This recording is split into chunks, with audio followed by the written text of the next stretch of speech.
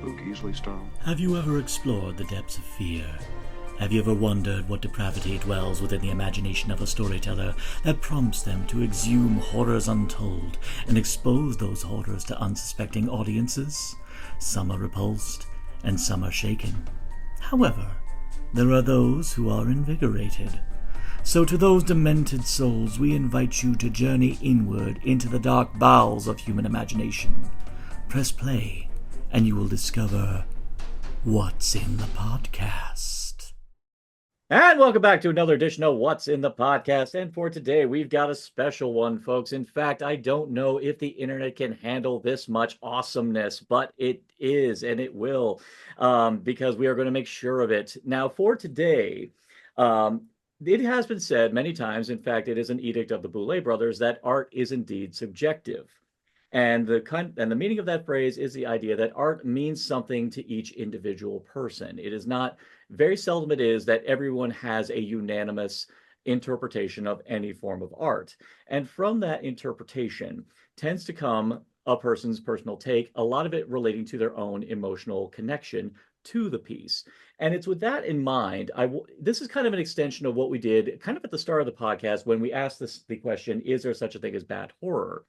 And even when we did, the sequels, the good, the bad, and the bad that became good, it's the idea of opinions changing, or even just the idea that some people, and for today, the idea that some people have opinions that they feel very personally, very strongly of their own, that many times is in conflict with what a lot of times the mass consensus says, what the critical elite says, or even those pesky tomatoes says.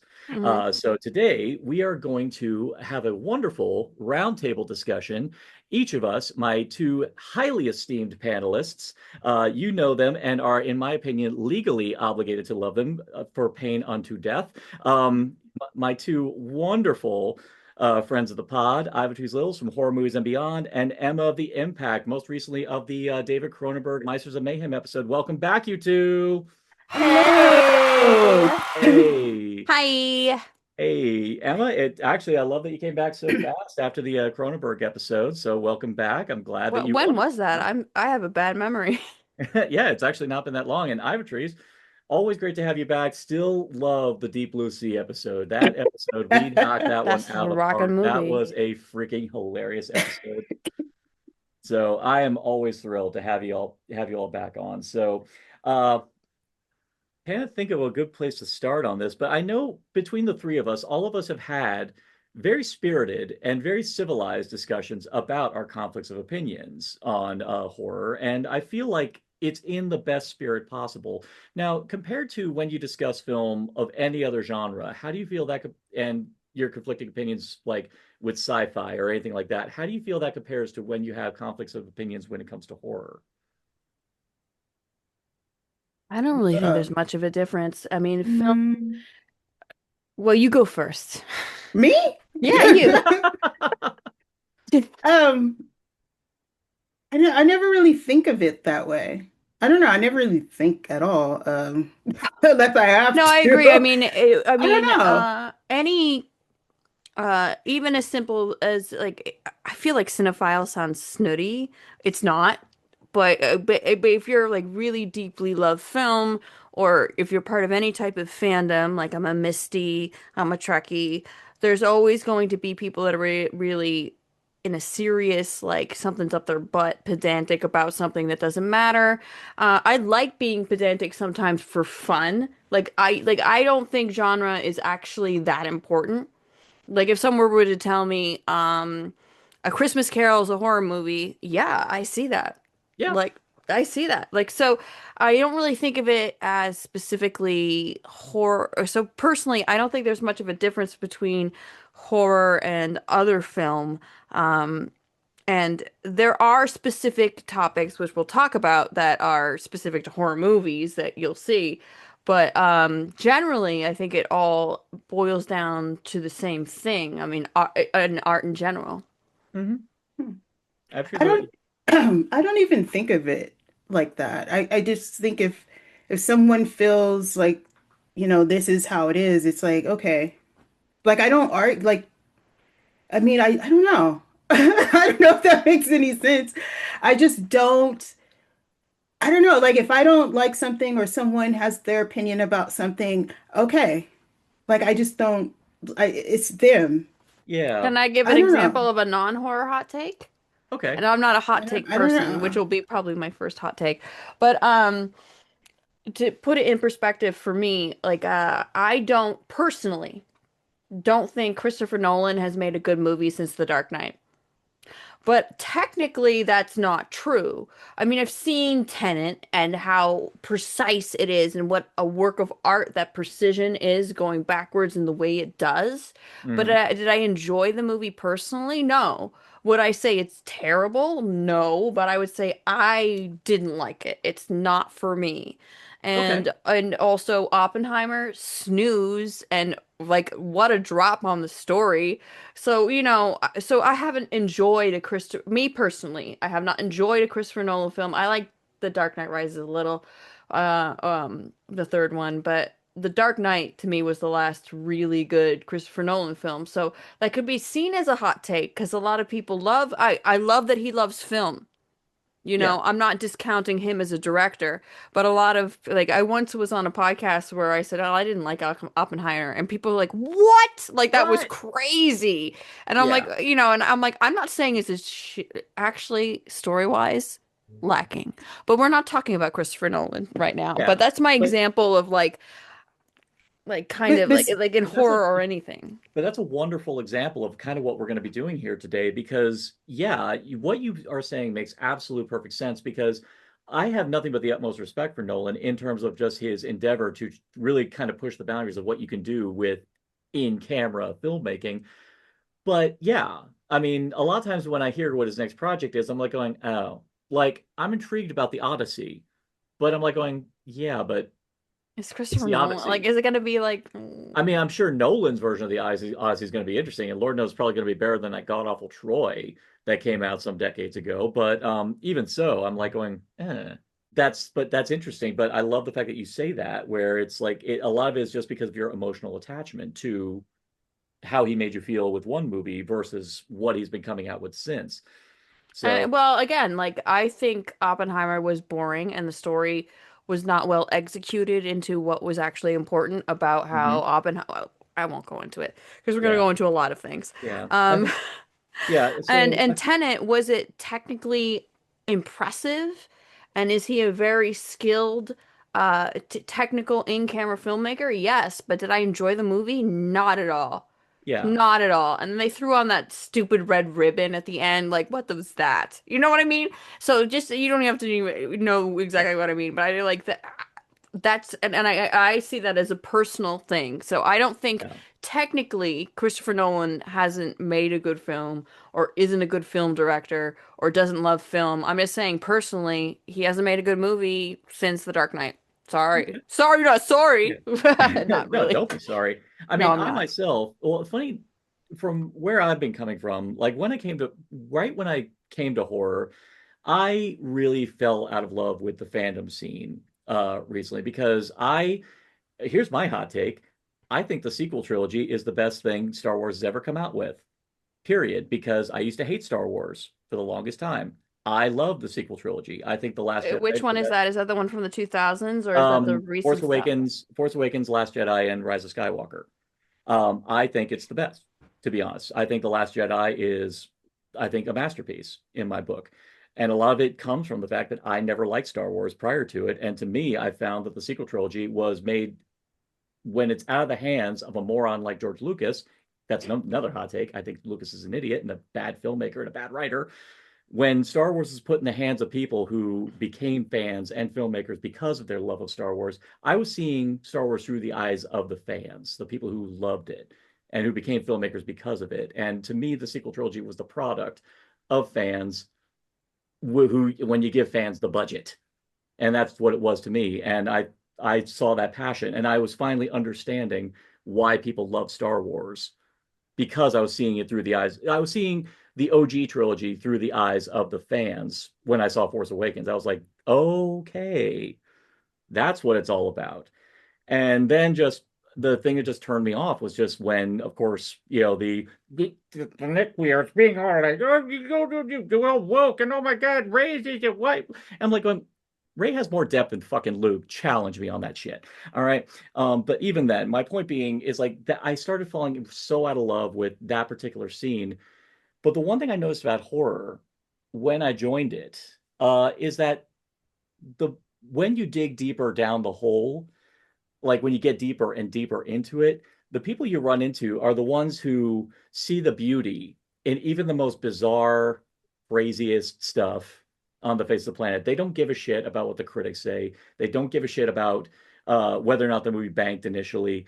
There's something about a weird ass movie like Spookies, for example, that they just light up about because there's something so odd about it, and they feel that they are able to see something beautiful in what other people consider trash, to me. And that's the thing I noticed about horror versus any other fandom community. And yeah, Mystery Science. Yeah, I always feel Mystery Science kind of helped cultivate a lot of people's love of schlock. And well, I think one thing about Mystery Science Theater and some reviewers, this is like a mirror to some reviewers and such, that I like when even if something's considered not technically good, and to me, I don't like the term "it's so bad it's good" because I think Hate it's that just term. you either like it or you don't. And I can watch Manos: The Hands of Fate, and I do have the master's robe that I wear around the house all the time. No, but I do have it. Um, is that they dance with the movie. Like they're making fun of it and pointing things out, but it feels like the movie is in on the joke, and that's what I like about Mystery Science Theater and the Yeah. way some reviewers, and I can't even think of anyone specific. I guess you guys are an example of that, of like even when you don't like a movie, I mean, you're still have that love for horror, and you, Yeah. as the Ivotres you were saying earlier, like you would never tell somebody not to watch a movie. Yeah. I'm curious, what is your feeling on the matter? Well, I was just listening because I guess it's hard for me to say much of anything like that or put my take on just the specific things that you guys were talking about because I guess when I look at people people's opinions or listening to people's opinions rather, I guess I just feel neutral. Like I've been so neutral in this whole horror thing because it was such a um like a natural thing growing up watching and just like a family thing. So to look at it, to analyze the films and give my opinions and who I don't like or who's great and who's not a great director or who's a good writer, I guess an opinion that I don't even think my opinion matters if I say anything about it because I respect yours. Like I don't want to like there shouldn't be a conflict. If you have a Yeah. feeling with something, great. And I do. And I have a feeling about something and we don't mesh, great. But it won't make me look at you any different. Some people, when you said Emma that you didn't like was it Oppenheimer? Yeah. Yeah, and Yeah, people like whatever. tripping. It's very forgettable. Yeah, people are like tripping out, and then there's some people who go online and just say, "Oh, you need to die," and why Yeah. you don't know That's ridiculous. films and stuff. I've seen it all through other people, and I'm just like, it's a movie. It's Yeah. Yeah. make believe. Well, no, no. Well, not all of Well, it's not, make not believe. Oppenheimer. Yeah, yeah. That's what I was like, let me stop there. Not all of it's make believe. Some is based on real life events or true stories, or It someone's wasn't done well in Oppenheimer, you in know my opinion. So, like, don't worry about it, Yeah, because Yeah. okay. they POV avoid the versus people that something. actually suffered. So, Yeah. Yeah. So I'm just like, I mean, it's a tricky thing because I think if it's something is based on true events and things of history, I think you have to be very accurate because unless you're doing this in a fantasy world or something like that, but that really happened in some form. So Hmm. it's kind of like, ugh, why is it all twisted up? That's kind of weird. Um, versus if it was like Star Wars, obviously we Yeah. haven't gotten in like that, and they try to make this whole history of it and stuff like that. That's make believe, that's fun, but some people will bite your head off if you don't agree with this or that. And it's like it's a movie. Yeah. In And the end. I just don't, and movies run through my veins, but at the same time, I think, chill out. It, yeah, it's it's it's just Yeah. a if movie, you even don't though like just a something, movie means a lot to me. I mean, you guys enjoyed, what was that in A Violent Nature? and I thought it was boring as hell. But it ain't gonna make me look at you any different. That's Yeah, just our opinions of the movies. Let's move on and how you doing for today. You know what I mean? precisely. That's how I am with Well, everything. and opinions come from, and a lot of people don't really seem to give this any kind of credit, but opinions, a lot of it comes from your own emotional experience as a viewer. I mean, another thing, we prior to recording, we were even talking about Skinamarink and how I was telling you all that my love of it came from just some very visceral experiences I had as a child, and the fact that that movie tapped into those dormant feelings. And but I say to people, it's like, listen, I get it if you're not into it. This is not a movie that's made for everybody, but this is why the movie rings true for me because of my own personal experience. I don't even acknowledge the story of the movie. I acknowledge what the movie did for me as a viewer. And a lot of people don't seem to want to recognize that their opinion. And this is why I'm not a big fan of critics, because they try to make their opinions objective. But in the end, that's a contradiction because in the end, your opinion is always going to be born from your own personal preference. I think the beautiful thing about horror, specifically horror, is that so many people find the beauty in movies that pretty much spit in the face of the critical. And I think that's a reason why the critics hate horror so much, is because they hate the fact that people find enjoyment out of something that they have been trained by their snooty ass film scholars to hate, saying that it defies the way our time honored techniques are, kind of thing. And it's like, how the hell can these people, how can I love a film like Intruder, where a guy, just, beats a man down with another man's head and, Mm. celebrates that. How can they do that? How can they do that? And it's like, Supermarket fun. because I it's loved it. yeah, because it's a silly ass fun film where actors are completely 100% committed to the absurd premise. It's just fine. Well, So, one of my favorite, oh, sorry. oh, no, no, go ahead. Go ahead. One of my favorite critics, who's very popular, she's dead, and Pauline Kael. Mhm. Part of what I like about Pauline Kael, she's somebody that didn't know anything technical, which I love knowing technical things too. Yeah. But so I'm not saying it, but she went by how she felt about the movie, and we knew her opinion was subjective, and I've highly disagreed with her, but every review is a banger to me, even when I'm like, she's so wrong. It's like, ugh, I love that review, and Yeah. so I like critics like that like can voice an opinion at the. I mean, you can review any way you want, but I'm just saying I like that she can be strongly opinionated, and I can really highly disagree with her, and sometimes in a way I'm like, that's kind of short-sighted, Pauline. But I enjoy every review, you know? As long as they don't look down upon you, saying that their review is gospel and that you have to abide by it, I think that's where they succeed for me, is when they say, this is me, you are you, agree with me if you wish, this is just my take. As long as you acknowledge that this is your take and that it comes from where you yourself have some kind of emotional investment, that's totally fine. Well, a mini hot take is something that. How do you guys feel when a reviewer, whether it's just someone on TikTok voicing their opinion, or if it's somebody that does it for a job, when they say, well, especially with horror films, Mm-hmm. well, I don't really like horror films, but here's my opinion about the film. Um, I think it's a delicate balance. I think I kind of like them saying it. So it's like, hey, this is already not my type of movie, but they actually give an honest review about it and a rounded review about it without, but some can do that. And then other people can just fall into, I hate horror and this is why I hate this movie with horror. It's Exactly. kind Yeah. of like a mix. I mean, how do you guys feel about that? Uh, well, uh, hold on. Maybe I Oh, no, didn't no, yeah, ask it in the well, No, no, no, I correct just no, wanted, no, I no, wanted no, Albert and no. I would have the floor on No, this I'm first. sorry. I was finna sneeze. Oh, Hold on. well, while you're doing that, I think Okay. I agree with you. It is a delicate balance because a lot of times when I've seen people do that, there you can feel the judginess in the tone of their voice. I think a lot of it really comes down to the presentation of the person who says that.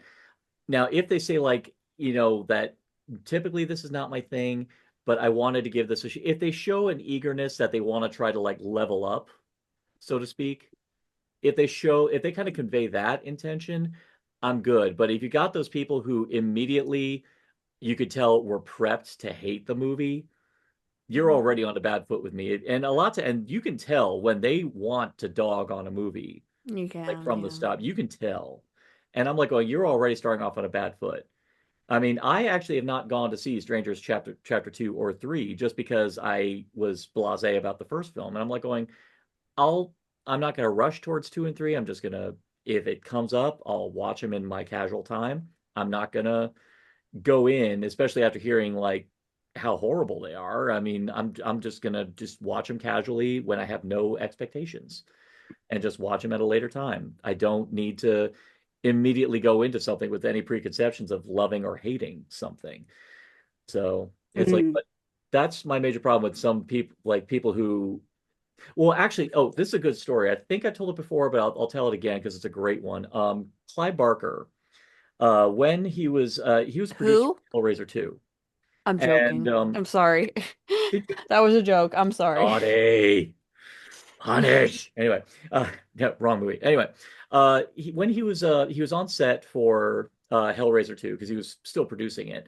Uh, a critic for the BBC came on, or he was an outspoken one of those Thatcher Thatcher sucking critics who just really like was had vitriol towards horror. But he was commissioned by the BBC to come and like look at the what was going on set in the making of Hellraiser 2. And Clive Barker knew about this guy, and he immediately grabbed him, took him into a back room, and said, "What the fuck are you doing here?" And he's like, "How dare you? How dare you come here to look at what we do with the express intention to diminish what we do, despite in lieu of our hard work?" And then he says, "I hate war movies. I can't stand them. But even I am more than willing to acknowledge when a war movie does something, but I understand what goes into the making of one. And I understand that when a war movie is legitimately good and I can recognize the artistry that goes into making it, they are just not my personal taste. But I can still judge a war movie on how well it's made. And you, as a critic, have a responsibility to judge things beyond personal bias to do that." And those words affected that critic so profoundly that when the time came to review Hellraiser 2, he actually gave a favorable review to it Nice. because he challenged the critic. He said, like, listen, you as a critic have a responsibility to analyze things beyond the sphere of your own personal bias because art is indeed subjective and and even more so, it's a bitch to make. And you got to recognize that. There's a lot of reviewers on TikTok, and the ones I kind of like find the I'm not going to say lack of respect for, but I just kind of don't take their opinion very seriously is when they start off, this fucking movie sucks. Like when Yeah. they start off like that. And then they talk about the movie and it's like, oh, well, that's just, you just have an opinion on some camera angles and some of the acting, but and it's like, and this movie fucking sucks and why you shouldn't watch it. I watched it so you don't watch it. Like it So was, you don't have I to, yeah. cannot stand those Yeah. type of people. And it's just like, it is so disrespectful. Making a movie is very hard. I don't care Yeah. who you are or what you got or whatever. But it takes practice, to make what you want to be great, at least. And so I just look at every opportunity of a filmmaker putting their stuff out there. First of all, you got to be brave to do that. And, there's nothing wrong with constructive criticism, but to just flat out say this, start off with all the cursing in the world, saying this movie sucks and I watched it, so you don't have to watch it. Don't go watch this and stuff like that. But why? Just because you didn't like it? That doesn't make any sense. And I've had people come at me saying, go see it. I cannot stand the movie Troll 2. It is the I worst love Troll 2. movie I've ever seen. But He's but eating I've her and seen then he's going to eat me. Oh yeah, my the God. Oh worst my God. acting I've ever seen because the movie is That's its it's charm. not supposed to be like funny. They were really trying to be taking this very seriously, and that's That's what what was makes really it great. and If I'm it just takes like it seriously. and I and it's just so ridiculous. But you know what? I've seen it a couple of times. I've laughed at it, and I will always recommend someone, oh, is there a crazy movie I can see? Go see Troll 2. But you don't like it. It doesn't matter if I don't like it. You're probably going to love it. You know, it's like it doesn't matter. It's their I just look at them as movies. So Yeah. Mhm. enjoy them. If you I don't, re I keep remember. Actually, scrolling. by a wonderful extension of that, one of my favorite movie going experiences in recent years, the Enzion did a screening of The Room with Greg Sestero, Love and it. I'm here to tell you, going to an actual theater with a full audience to go see The Room was sublime, was a wonderful experience because you were surrounded by a bunch of like-minded people who all knew the score going in and all knew what they were going ready for and were all primed to have a great time. And that really does affect the way you feel about a film. Uh, in lieu of the quality of the film, it's like it doesn't matter if the movie entertains you and you have this great experience relating to it. Is that true? Does that truly mean the movie's bad? Really? Well, one of my bucket lists is I need to see with a group of people in some kind of screening a Neil Breen film. Oh It dear God. needs it Yes. Yes. needs to happen. I need to seek this out. Like it's like it will, I can die after I that practically. how did she die? I cured her. My conspiracy powers cured her. I've been hacking into international and national secrets no Oh my one God. knows. To kill Why did myself you over kill here. yourself? How could you kill your... So anyway, that actually leads Bliss. to one of my hot takes, if you're ready for a hot take. Yes, actually before we get any further, let's go ahead and kind of lay down the law of what we're doing here. So we are going to be doing a roundtable discussion where each of us are going, in a very poker-like fashion, throw down our cards of in our opinion, our personal opinion, are the hottest takes that we have regarding horror. And you are going to take the floor and you are going to, I wouldn't say so much plead your case, just take the spotlight, actually get on the soapbox and lay it down, and then we in turn will uh, I want to say react to it. We will not in any shape, way, or form judge you. We will not in any shape, way, or form try to sway your opinion away from it. We will, if anything else, discuss it. And who knows, whatever you say may actually in effect, may actually sway us, you know? So we will see. But that is what we intend to do. This is entirely judgment free. This is all about you taking the floor and in doing so will prove the idea of the subjectivity of art and in relation to the fact of how horror opinions vary and it doesn't really matter what the mass consensus says in whether it be against you or agreeing with you. So originally I was going to take the lead, but if you want to take the start, go ahead. This is where this is my least flattering take, I think, okay? Okay. Because I have a visceral reaction and I'm peace, love, and granola, like we were all saying. I think everybody should have their own opinion about film and it's subjective and it's personal to how you feel or how you like a movie, no matter yeah, I think any movie can be as deep as you want it to be or as non-serious as you want it to be. But this is not my So I tell folks I will never judge you on what your favorite movie is. Okay. But I will. But I will judge you if you tell me what the worst movie you've seen is. And I have to like hold back. It's Mm. like they're like, "Oh, you think the last Mortal Kombat was one of the worst movies I've ever seen? I've seen hours of Dick Shark. You haven't been where I've been." And that's not a joke. There is a movie Dick Shark that is hours long. Oh my So, God. and I don't think you have to have, and so I'm a person where like I don't like that about me because I don't think you have to have a badge of honor to know what the worst movie you've ever seen is. I don't believe in that. But like that's the only thing where I have like a reaction. I'm like, please don't tell me the worst movie you've ever seen. Just please don't. Yeah. Hmm. So that's it. What do you think about what do you think about that? To be honest, that is so refreshing. That is such a refreshing thing to say because whatever you say is the best movie you've ever seen will always change, like all the time. But when it comes to, but the same goes for the worst movie you've ever seen. And even then, it's so hard. And I hear, yeah, you're right. I hear so many people say, "Oh, it's the worst movie I've ever seen," and it's usually like some movie that's actually really well made or something like. And I'll be going, okay, I always tell them, dude, see more I respect movies. it. I See more respect movies. it. Look, I respect it, and not everyone is as into film as I am, and I know that. And I don't actually judge people on it unless you're kind of like a, it depends. Because I believe in also that consumption, like how many films you watch, is not the same as comprehension. So you Hmm. can watch more movies than other people, but without your own personal comprehension of what that film means to you, or and I don't think you have to even know what that film means to the director or to society. I mean, it's nice. I like that stuff, but it doesn't have to for an individual. So I really think, but I can't help but like that's the ugliest part of me with films. I'm like, don't tell me. And I do Yeah. feel that, like, what, like, excuse me, how many movies have you watched? Which is not a real feeling I have. It's a visceral reaction. I don't actually believe that.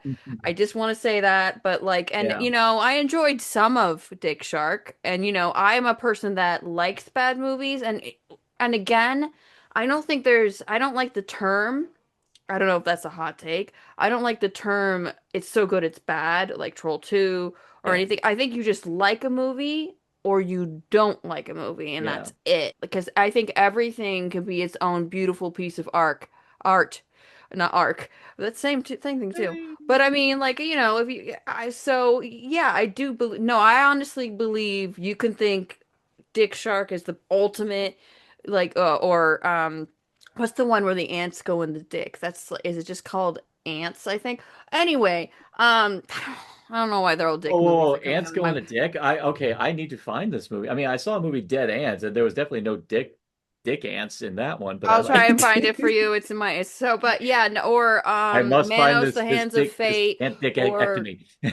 like, to me, like, as a person that loves bad movies, and I think you can love movies that are considered bad. You can love movies that are considered bad, and I don't think you have to be an expert or always have loved them, but just enjoy some of them. Like to me, in my level, like, oh, Plan 9 from Outer Space, are you Hmm. serious? Like, but I don't actually feel that way. You know what I mean? Yeah. Like, but there's a reaction like, please, even though that's just me being a bitch. It really is. It's me being a bitch. Mm. And but sometimes I like to have fun with it with people like you guys that like know that I don't actually mean it against anybody or anybody's tastes. Yeah. Ivotres, any feelings on the matter? Well, now back to Troll 2. I love it. Um, I love it so much. because even though I just listened to what you said. You said if someone tells you the worst movie they ever seen, because I think Troll 2 is the worst movie I've ever seen. Now I've seen Fair. a lot of movies, Well, but but fair. And I I think but there's a lever of but I like don't tolerance. dislike it. It's the worst movie, but I don't hate it and I don't like it because I find it's just intolerable. Like it's just whatever. But believe me, if my nieces and nephews are, they want to watch a movie and the first thing I would probably reach for is Troll 2 because it's something a kid could watch.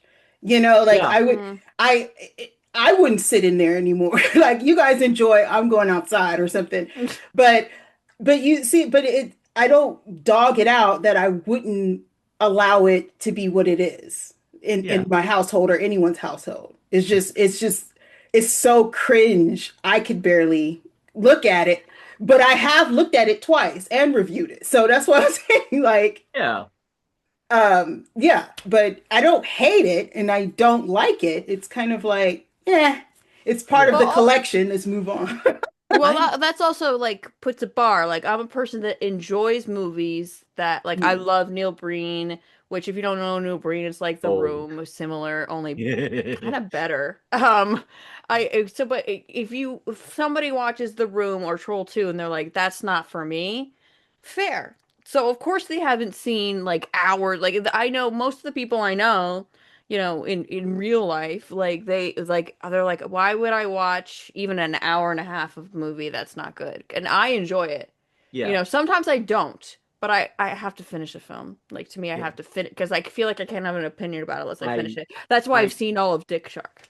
I can't. Yeah, I'm with you. I do not leave the theater. Like when I go to a movie to see a theater, I stay for the entire thing because I've had it happen where a movie's not working until something major happens at the latter part of the movie that completely changes my opinion about the movie on the whole Hmm. because I reflect on everything that came before. I'm like going, okay. So whenever I will say this, I don't like it when people leave the movie and spout their opinion of the movie afterwards, like going, you don't. I'm like John Goodman in The Big Lebowski, who's like, well, you don't know the full story. You have no frame of reference. You have Not no everything's about reference about- Vietnam. yeah, no, really. Now, see, I thought the same way when I was sitting there watching Megan 2.0. I was like, I wanted to get up and leave. Like I was done with the film. So I was like, you know what? I'm going to watch the whole thing. And as I sat there, I told myself I should have got up and left because the movie was but just I but horrific. haven't seen it, but that's fair. but that's fine. But the fact that Yeah, you stayed so you could yeah, watch. yeah. Yeah, I did I think stay to watch the whole thing. It was tough. It was rough because the guy that was next to me fell asleep and then he ended up leaving. screw that guy. Screw that guy. And he ended up leaving. And so and I was sitting there and a couple of people started to get up like here and there doing film and never came back, never walked back in. And so I was like, oh my God. Mm, But I could see why. I could see why that movie yeah, was deceptive, very deceptive. But But was there's it it was no terrible? really. movie. But is it the worst movie I've never ever seen? No. Yeah. See, I can tell you now, there are a bunch of movies where I will say on a filmmaking level, strictly on a filmmaking level in terms of technique and in terms of, the way the movie's constructed, I will tell you now, there's a bunch of movies I will happily consider to be the worst of all time.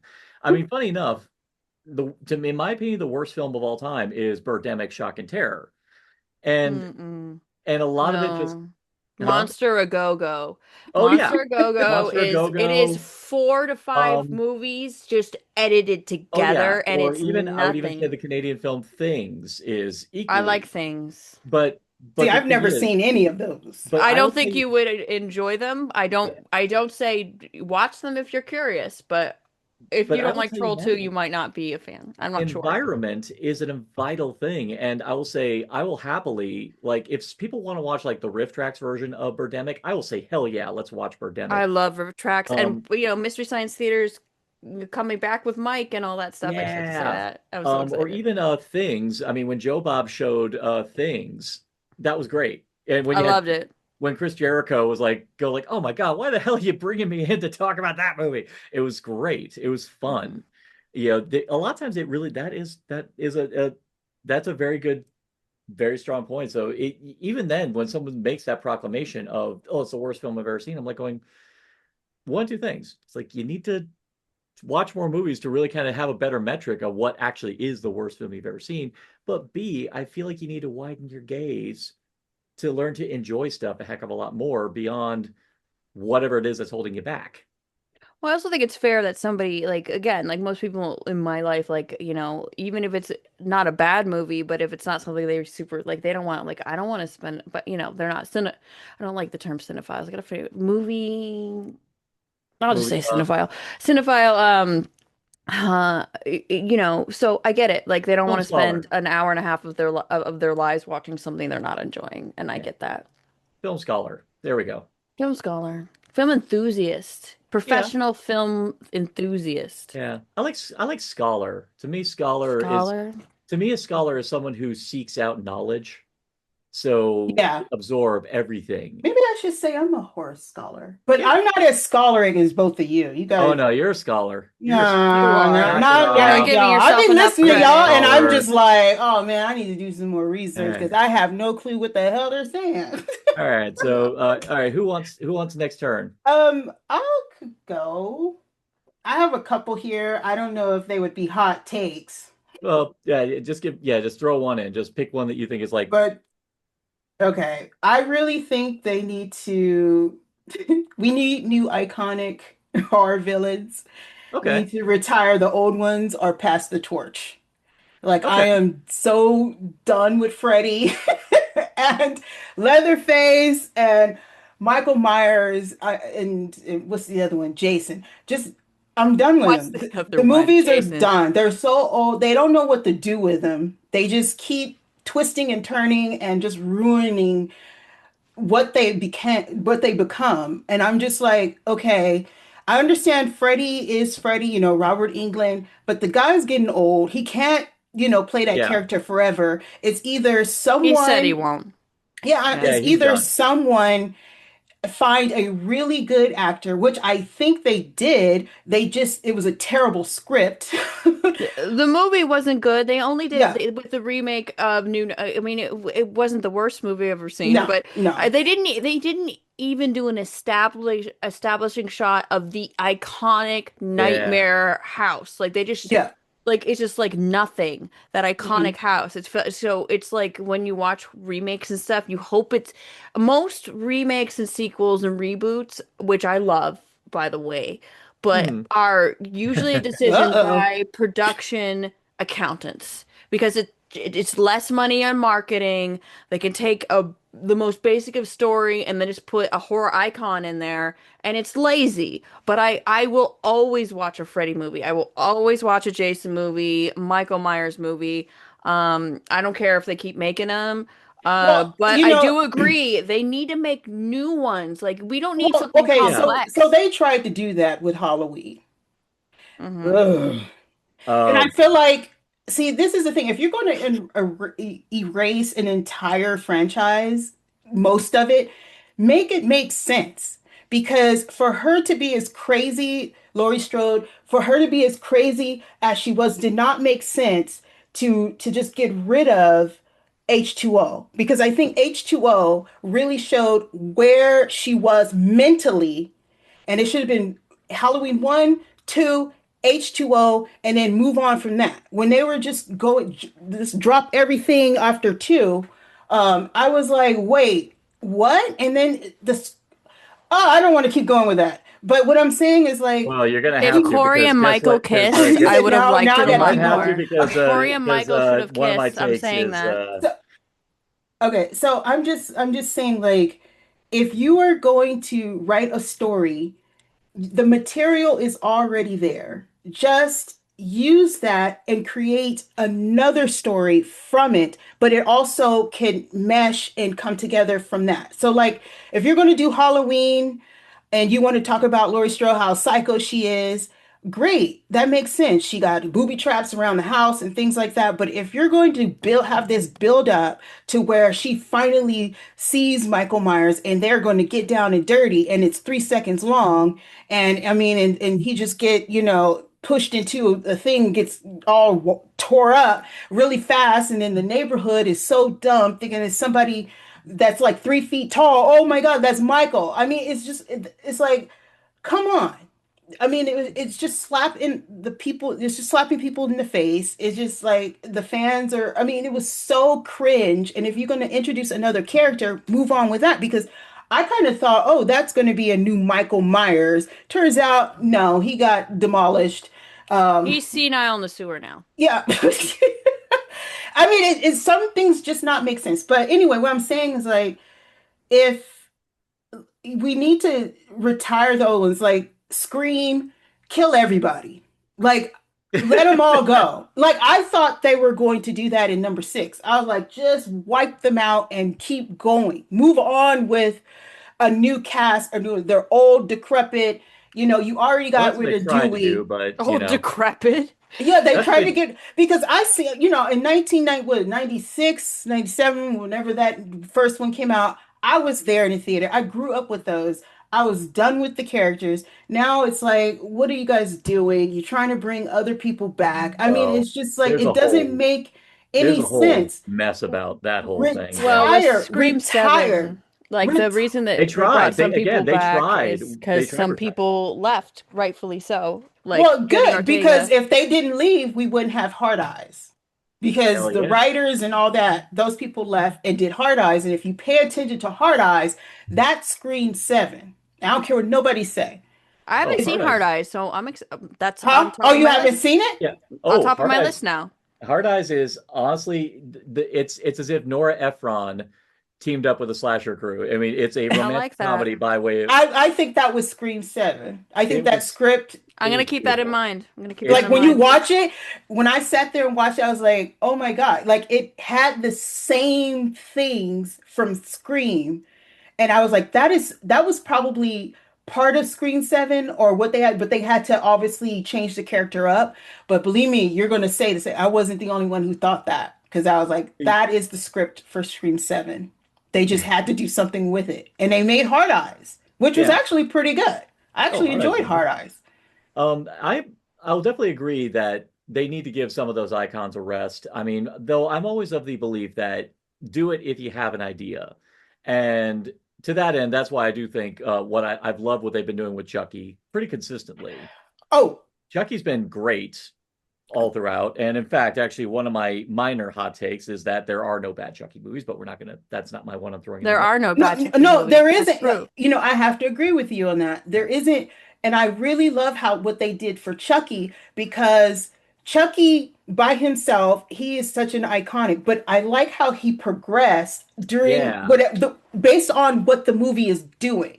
Like he's just not this one note character in every movie. He progressed. Like he got to get smarter. He got to get wiser. He got to travel. He got to meet someone. He got to do Yeah. this. He got to get his girlfriend back. They end Well, up they having a added stuff. baby. I They mean, kept yeah, adding stuff to make it. yeah, Well, because I but also he like the had more to. He had. serious one. Sorry. I also Oh, like the go more go. serious one, Curse of Chucky, where it gets more serious Yeah. again. Yeah, And then I fucking love the Cult of cur Chucky. Like the Oh, I cur. don't think yeah. there is no I agree I don't mean to skip ahead, but there's no bad Chucky movie in my Well, the opinion. Yeah. And with see. Halloween, I'll always watch a Halloween movie, but my favorite what to me that made Halloween, and this is just different, you know, than it was Donald Pleasance. It was the obsession, the mirroring of Michael Myers and Donald Pleasance. And the beginning, like the beginning of Halloween 2 is one of my favorite beginnings of a movie, even though Halloween 2 is not a big movie for me. You know, it's like when the guy's like, hey, when guys come out of his house and Donald Pleasance is in front of, you know, Laurie's house.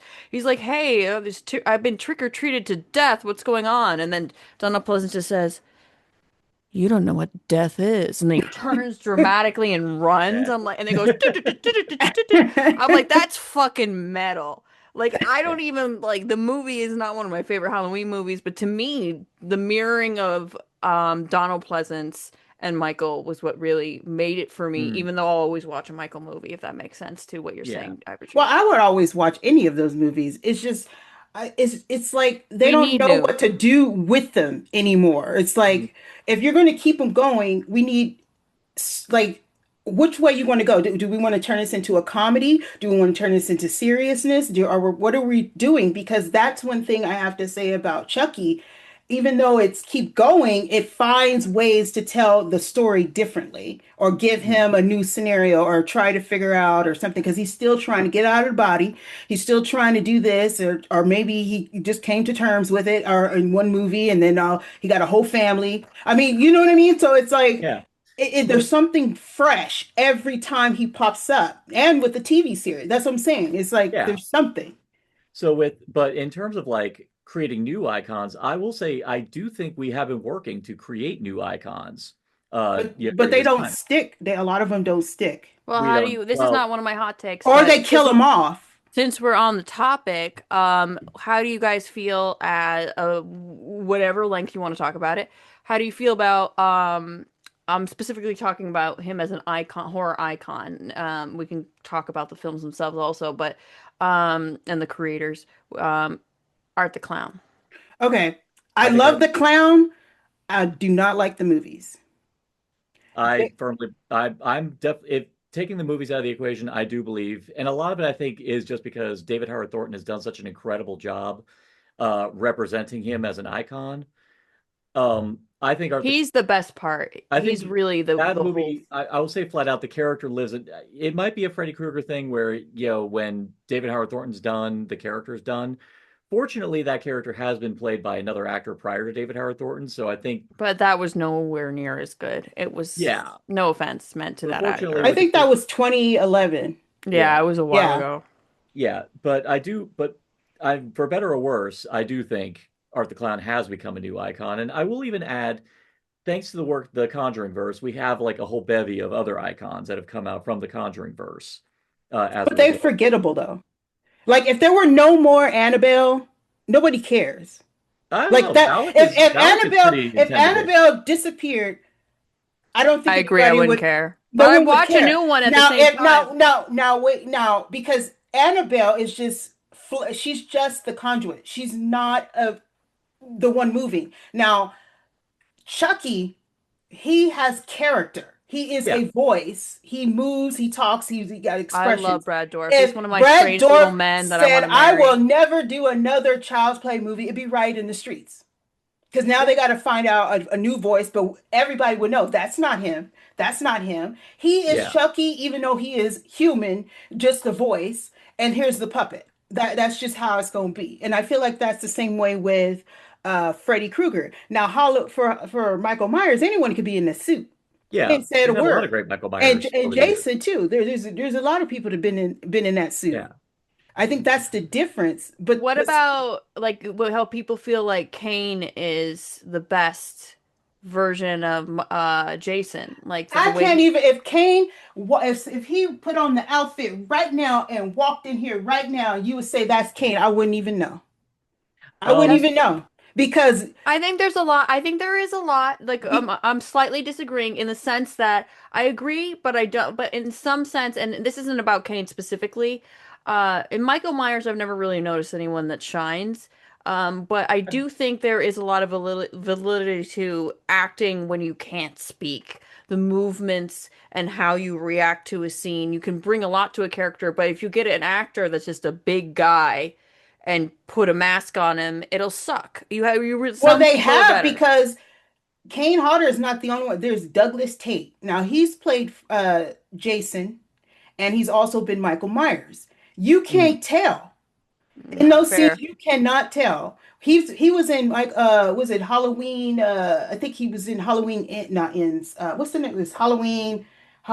What's the Resurrection? no, it's not ends. What's the middle one?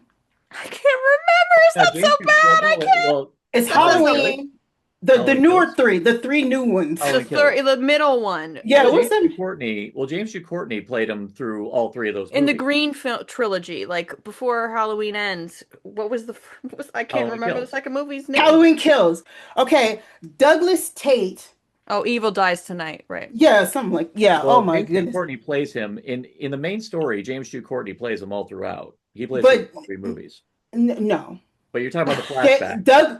No, Douglas Tate played Michael Myers, the scenes where he was in the car, the car scene when they were at Hmm. the park, when the girl was at the park. Yeah. You kids need to go home. And then Michael Myers The comes to the swings. Yeah. car, and then, yeah, the swings, and then they're in the car and they're fighting him. And he jumps on the car.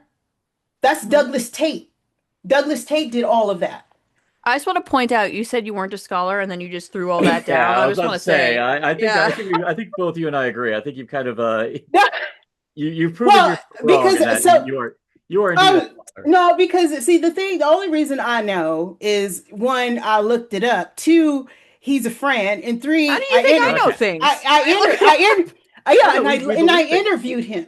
So Okay, a well, lot of Oh, these all people cool. right. I've interviewed, and so I end up finding out other stuff. So that's what I'm saying. Like that is so you wouldn't even know that. You would not. That's what I'm saying. And he's been really pushing it for him to be either Jason or permanent Michael Myers because obviously he's younger. He has the same build as them. They put on extra stuff to make him, puffy. Kane Hodder is he's getting old. I mean, he can't do. And he's also in Freddy versus Jason.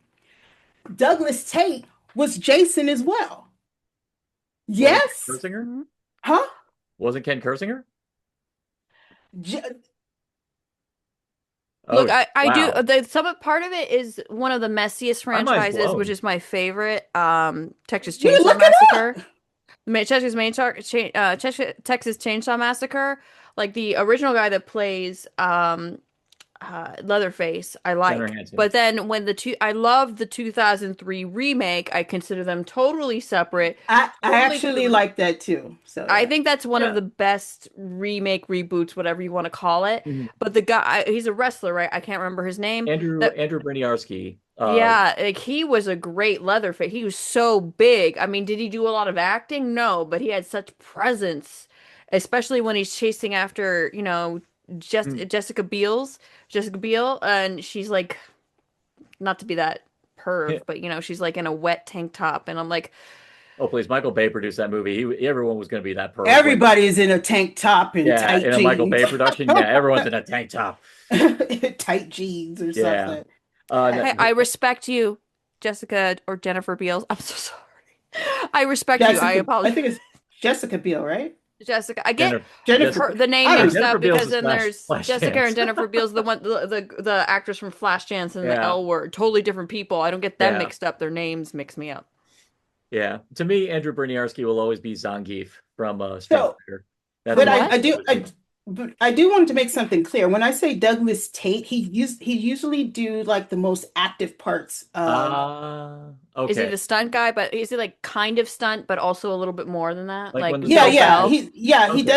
doesn't just do stuff. He does more of the acting as well. He does acting as well. But when it comes down to the things that are more movement, he plays those characters. He's there. He got the same suit on. Because I Yeah. asked him, I said, "How do you keep up with that character? Do you watch the movies? Do you watch how this person walks? Do you look at Kane Hodder? Like how do you mimic the moves that people still think it's the actor throughout the main thing?" And he did tell me how he did that.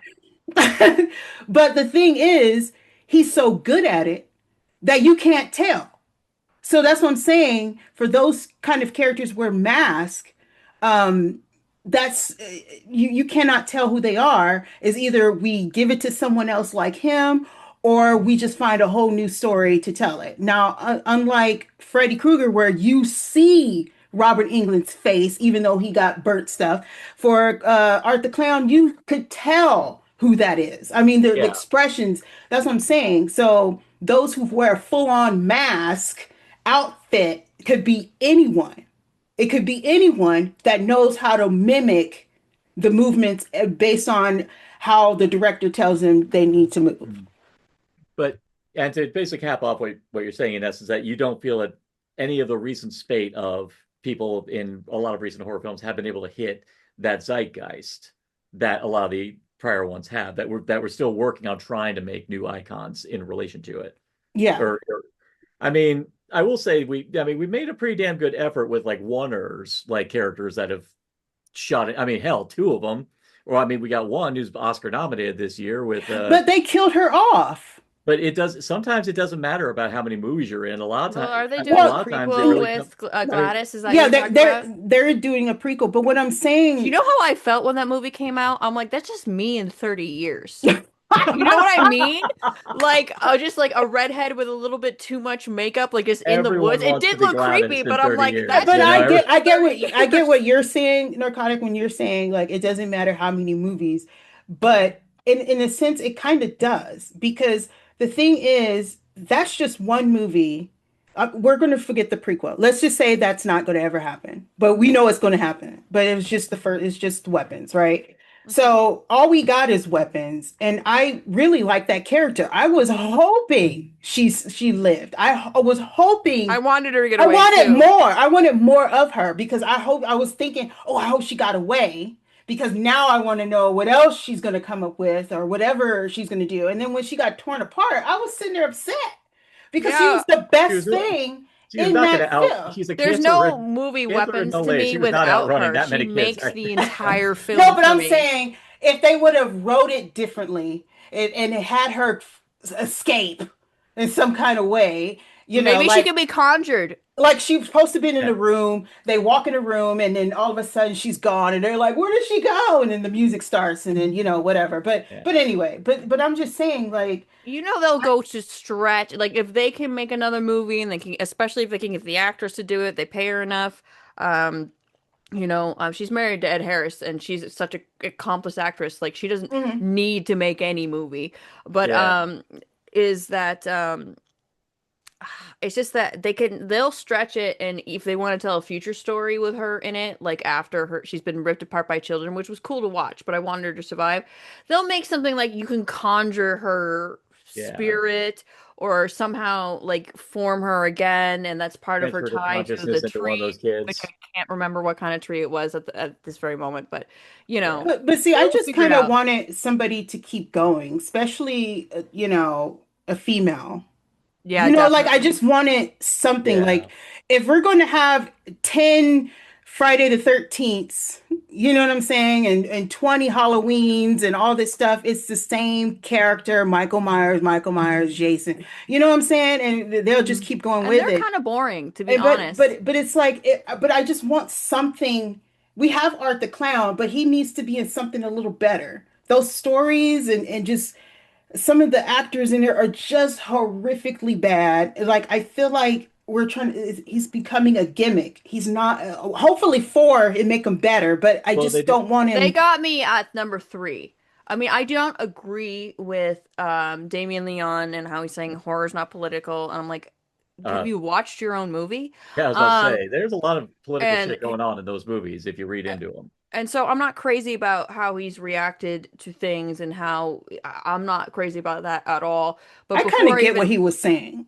yeah, Like I'm not on his side. I'm not I'm on nobody's I side. But do what I'm saying, understand. I think he was like, I didn't make these specifically for political reasons. That's fine. If he says that But he that's should not have his said intention. it a little differently because I read that too, and then I saw Damien go off on him. So that's what I was saying. Like, oh, he should have said it differently. I get what he was saying, but he said it wrong. Mhm. But anyway, So, But the third movie, which it shouldn't take till the third movie, it's like Star Trek. I'm a Trekkie. It takes like till the third season for it to be really good. Um, but the third movie was the one that got me in. Like when she gave birth to him and the head, I loved that. Even though that was it's gore, it's a gag. The story felt a bit more together for me. But Art the Clown is not a favorite of mine. I thought he was derivative until the third one, but but the third really expressed how smart and clever he is. He's just not some maniac randomly killing. He only kills when necessary or when you get in his way. Like because those things, I was trying to figure out what kind of character he's from the first one because he was just like sitting in a diner staring at this. I don't count the first one. It just because And then it's a whole new story. Number well, two with new yeah, and characters. then number two, everybody was the worst actor. Oh God. Anyway, I barely got through well, that one, but I well, love all the right. clown. But then the third one, oh God, what were you Well, no, I gonna was say? just gonna say let's kind of let just kind of tie it back. But ultimately, the point of your hot take is that you wish that we focus more on trying to building new icons that have the same impact and longevity as the one Yes. old. That, in essence, is what you're leading They towards. keep bringing them, but they keep killing them off. Hmm. Like the black phone, the grabber. I mean, there's things, Hey, they well, found a good not, way to bring him back for the second one. well, yeah, but then now it's like, He was oh, hardly in the second one. I needed more grabber. like, I'd rather have him more real than A fantasy. goat. Yeah, Yeah. like I would rather, In the world of they're fame, trying to there's no such change thing as things. reality. Well, well, you get what I'm saying. Like, I know what you mean, though. yeah. So, Yeah, but they had that. I mean, they had that what's that the sinister character? the ghoul. But Yeah, Yeah, that's what I'm saying. They have them, but they don't know what to do with them. They're I, not strong enough to hold on. I also think They some. come and Well, go. to me, also, I'm glad that they don't, just because you don't want, because if there's any lesson, they probably, a lot of them probably learned the lesson from those icons of old, and the fact that they, yeah, ran them into the ground as they did. I think a lot of them are of the persuasion that they should just not oversaturate them, or not overdo them, because otherwise, yeah, it ends up like Annabelle or Valak, where they try to run them into the ground with their own movies, and they just don't have the, I still like Curse of Michael Myers. It's a bad fit. It's the one with Paul Rudd. It's not a good Oof. movie, but I still like it. yeah. I Oof. But got my because I am a person that likes films that are considered bad, so Yeah, but that's totally fine. Um, So I've been now that it's kind of getting into my turn. I was like, and now wrestling because on one side it could open a whole other can of worms. Open Uh, it. Open it. Is Oh, it something I would know? Because you said oh no, earlier, it's relating to an argument that we've had in the past, and me and you? yeah, you've already kind of opened it by talking about it. Um, do Ooh, it. Just do it, man. yeah. What I is it? am a firm advocate of the David Gordon Green trilogy. That is my hottest of hot takes. I that is in horror terms, that is my sequel trilogy. Um, in terms of I You have a pattern, well, a huh? lot of it, and in a very similar fashion. It's not that I've ever hated Michael Myers. I've always he's just in my totem. Basically, if I had to do my Mount Slashmore and pick my four, he would not be on it at Of all. slashers specifically. Of slasher specifically. Mm. Michael Myers would not be on personal Mount Slashmore. But that being said, the one thing I got to say, there's a lot of reasons that I took away from. I kind of take Carpenter's side in a lot of respects. He openly voiced how much he hated having to do Halloween 2. He never wanted to do a second one. He wanted to leave it at He made it, he composed it well. well, Yeah. he openly said he wrote part two when he was drunk. He did not he did he Fuck hated yeah. and the whole reason they did the whole Laurie is Michael's sister bullshit, which I fucking hate that trope.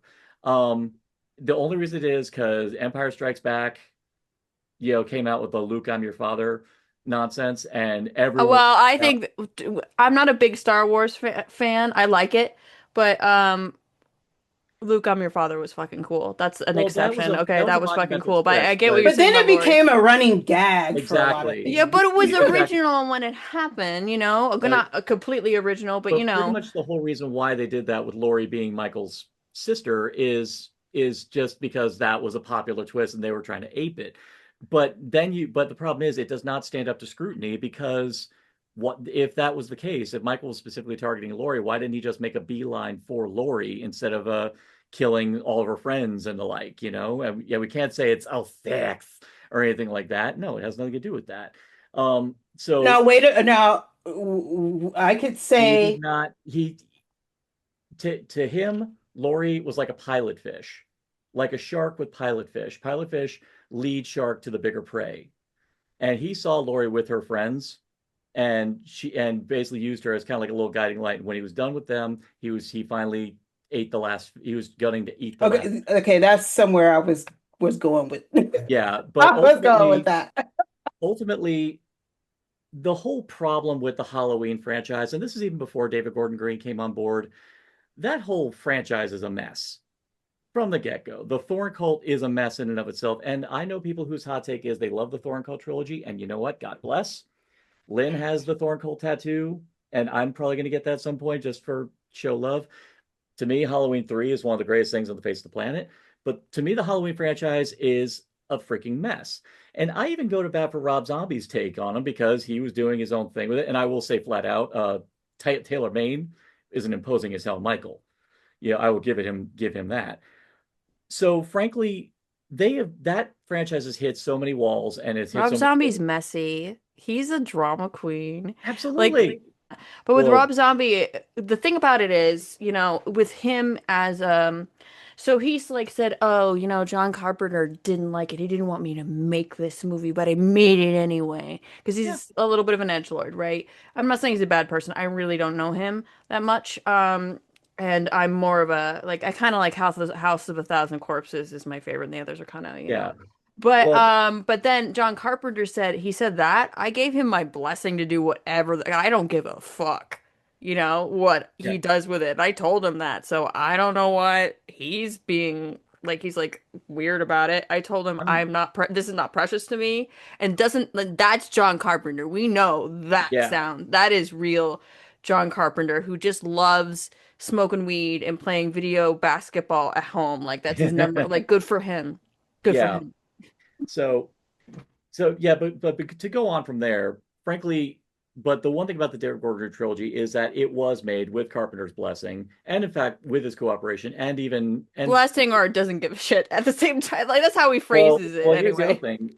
the whole reason Jamie Lee Curtis came back for Halloween H2O was the promise that Carpenter was going to come back. But by the time it was revealed that he wasn't, she was already contractually bound. So she was stuck. So she couldn't. Well, she So she doesn't couldn't like go horror on. movies anyway. Yeah, Well, she doesn't. yeah. But She said she at the don't same, watch them. And then so somebody said she got like an best ally award. I'm like, that's an award that shouldn't exist. What the fuck is that? I'm sorry, that's a whole different topic. I just don't believe someone should be awarded for doing something that just is basic Baseline, human yeah, decency. You should yeah. just be a decent human being. You should never I be think she rewarded. just got a check and took off because I'm telling you that's the Which would scene be where fair if the she But admitted it. in Halloween where she was just stuck in that damn hospital bed. In the third one, Halloween ends most of the day. Or was it the second that one? was Halloween Kills. But Yeah, even then, yeah. it's still no. That's just Halloween. Well, only honestly, Halloween 2. I'm actually going. Halloween Kills Halloween is 2, Halloween 2. If you watch them, they're parallel. except it's funnier, it has more personality, and has more Yeah. energy than Halloween 2. Halloween 2 is sluggish as hell, But it and was more serious. I don't I care. liked Halloween It's 2 better boring. than I liked Halloween Kills. But at the same time, Like, if I got high, I'd enjoy Halloween Kills a little bit more. exactly. I'm sorry. You can still have entertainment value if you get High high. on life, For me, everyone. but for me, I love that trilogy as well. And to me, Halloween Kills, I think, has the moment that actually made me shit my pants at the thought of Michael Myers. When he emerges from the inferno and lays waste to those first responders, I was like going, That was I'm not fucking with that. ridiculous. I laughed my ass off. And That But was Halloween even the then, I'm like, Kills. funniest stuff I've ever seen.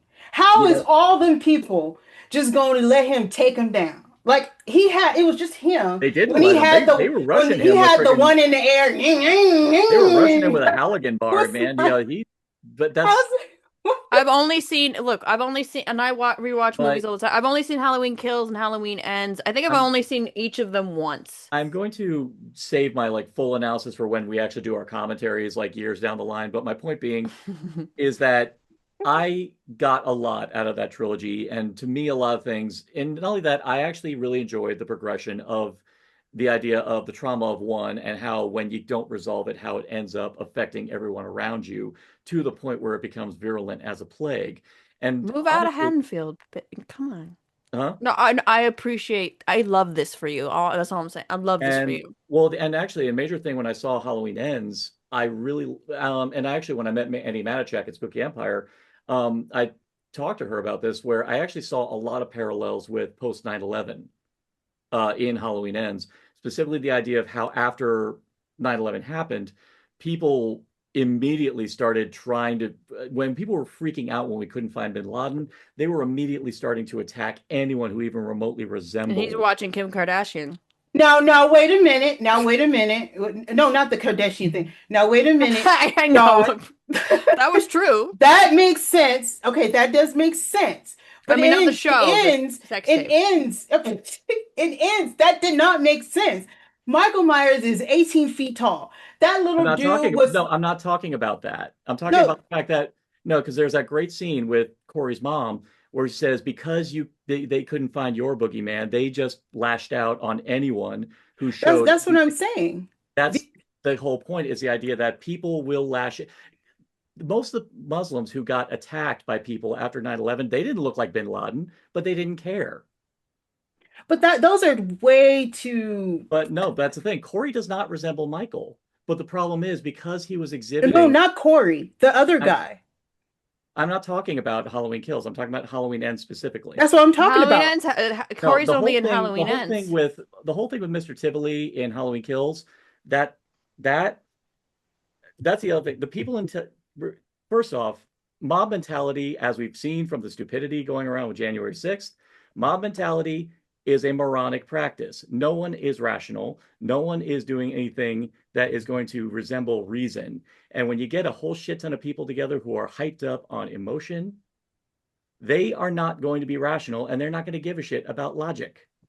And Hmm. you can't, and you're not going to convince me otherwise when you say people don't act like that, because we've seen very horrifying evidence that people do act like that. People Uh, went into the Capitol building and shit on the freaking table because they thought that that was actually going to affect anything resembling change. People do not act rationally when they are scared, and especially when you have a collective of people, they are terrified.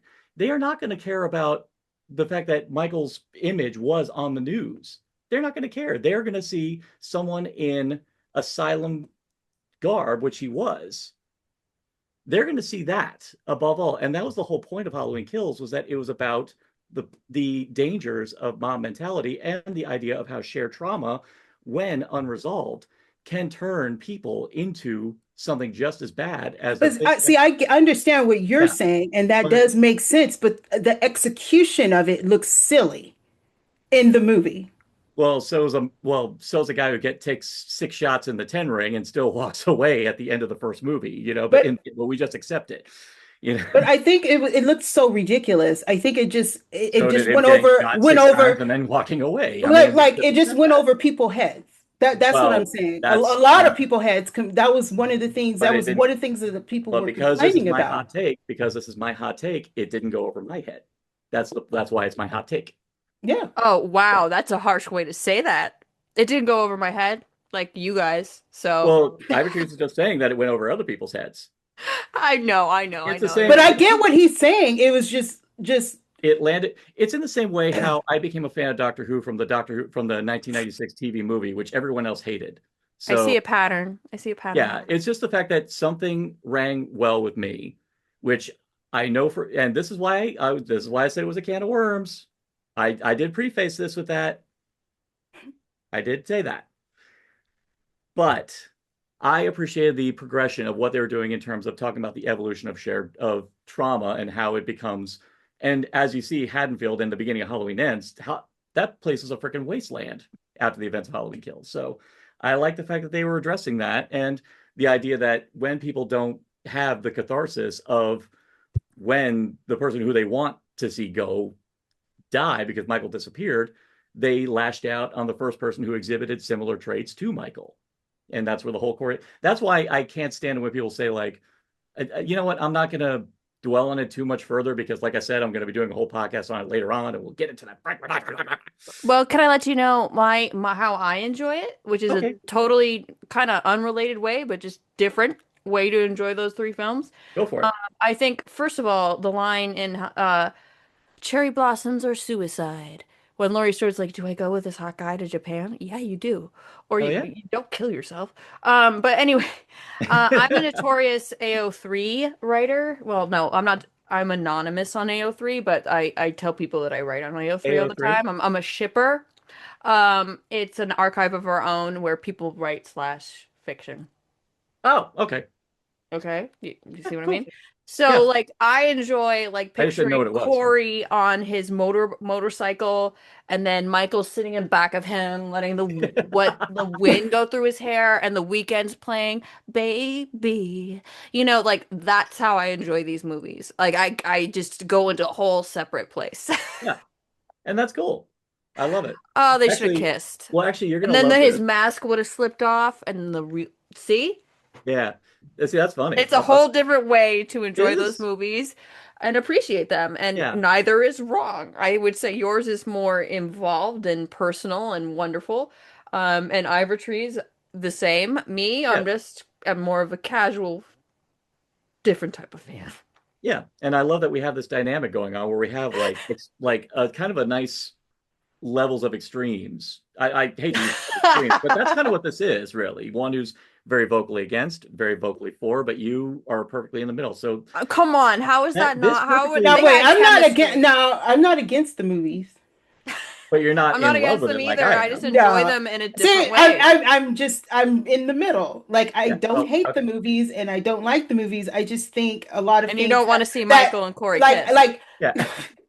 I I do. get I like narcotic, I get what you're saying. Yeah. A lot of things do make sense what you're saying.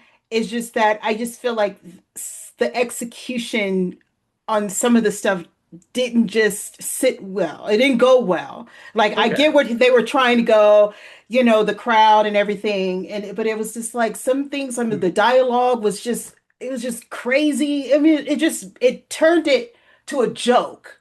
Like it flew over so many people's heads because I just think the execution just wasn't quite right. And it was like as I'm watching this, it's like, but Michael Myers, I mean, compared to this, and then over here, and then it was just like then you have her just in the hospital bed, and then you have ends where like a whole hour of a different character, and you thinking, oh, this guy's going to be, part of it. Like I thought it was going to be passing the torch, and then he just got whipped that fast, and in 3 minutes of her and Michael Myers fighting, which was terrible. But H2O, I think, has the best fight scene between those two. I mean, I don't know. Like I just wish like it could have just been like something. They just I would say since we did get that in Halloween H2O, I don't need that again. I would have wanted it again, but that's just me.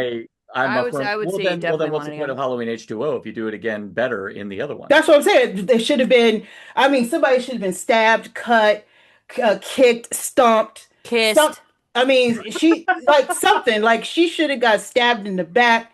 Like I mean, she Yeah, should have died. Like I was ready for it to end. It said Halloween end. When? But it no, ended. no, It it ended. not the way He I got turned wanted into it to. mulch. He got Not turned the. into mulch. That's But ending. look how Hey, it did not the end the fight. way I wanted it The to fight was either. 3 minutes. But The fight was 3 minutes. I mean, it was just did you clock it? between her and him in the house. Oh my God, that was Okay. the worst thing I've ever seen. But anyway, The Yeah. worst thing you've ever seen. Oh no, my oh, alarm's Oh going off. no! Emma's gonna get me. Okay, No, I'm not not. the worst Oh, thing. I don't even remember it. So In a Halloween franchise. I'm gonna just say in the Halloween franchise. See, One of the no, worst you don't this have to one, say this that. is Say all right whatever you for want, anyone who's baby. ever wondered about the definition of can of worms. This is what we mean by the term. This is what it means when you open the can of worms. Ah, But if you're ready, I do have, yeah. I guess, another hot take. Okay, go for it. I don't know if this is a hot take. I keep saying that. I don't know. Well, you I don't know. think No. this is what I said. I said, I think the grape, I mean, I should say grape scenes because I don't know how people. We've done a whole episode talking about sexual assault. Okay. So you And just I've so said that, Sexual, fuck and shit a sexual, lot. okay. Sexual assault, rape scenes are far, they need to be too, there. I've seen too many horror movies where the rape scenes are just too long. Megan is missing. And Gross. they need to like they try to use them to justify women revenge violence. It's just no. I mean, can she just be violent because she crazy? I mean, obviously there's some movies like that, but I'm so sick and tired of using the most vulnerable thing, the most realistic thing that some people have actually experienced and similar, but not exactly. And it's just it doesn't make any sense. Like we don't. I watched a short film where it was a short film, but the rape scene took 15 minutes. You're Jeez. watching this lady getting banged for 15 minutes without her even knowing. And I was just like, we don't need to see every angle. We don't yeah. need that. I didn't even review it because I told her, I sorry, I can't because I'm just going to talk dog shit about this scene because you didn't need to have it for 15 minutes and it was directed and written by a man. Not saying that's a problem, but I'm like, It I mean, does. It That doesn't. does well, affect. in It a does add a sense, flavor that's because uncomfortable. Yeah. but If it's a like woman wrote spit it, on your grave. I watched that, the old version, and I'm looking at this poor lady just getting banged up. I'm like, we don't need 20 minutes. of her on a stub, yeah. No. That is the I most brutal, realistic thing to happen. If you're going to use it, I think the best way to use it, it's not even the best way, but I think it's the most acceptable way is A Time to Kill. When the little girl got attacked, yeah. you did not see it. Yeah. You barely heard it, but you saw like a vision of them POV getting shot. It was up. a POV shot. Yeah, like there was quick, but you knew because after when the doctor said she won't be able to have kids, you knew that's it. Mhm. We don't need nothing else. And the dad went to go shoot him up. But to sit there and just see this lady screaming and hollering, I mean, there's so many horror movies like that. It's like, do we need it? Not just horror movies, but No. there's drama too. We don't need. That's the most vulnerable thing. Pulp Yeah. Fiction, a guy bent over. I mean, getting just whammed. While he's tied up, by You the can, way. yeah, you Yeah. can hear it, maybe a brief moment on the side of his head, but do we need to see him? I mean, we don't need that. The We don't the need it. best way I saw it handled was this Australian film. It's not it's kind of horror, called Wake and Fright. Oh And yeah, yeah, and it's exploitation classic. yeah, and so I there's this main character without going into too many details. This main character and Donald Pleasance plays the other character. They're like they've been in this like toxic male environment, but like where guys are being guys and like everyone's rough and dirty and everything like that. And there's a scene where Donald Pleasance and this other actor I can't remember the name of at the moment are alone in the kitchen, and the way one looks at the other and one is on the floor, and then the light just goes off. You felt what was gonna happen. They don't even discuss it after, which is part of like that culture of men, in general like that. But in the not I don't mean homosexual men. I mean guys Yeah. just wrestling and violent. Because it really wasn't about sex. It was about, well, which it never really is. It's about the violence. It's about being in control of somebody. Hmm. So I think that was one of the best ones. And I love Kill Bill. She doesn't get raped in that, and she gets to do a revenge They story. do There's allude to also it a though. Truffaut film called The Bride Wore Black.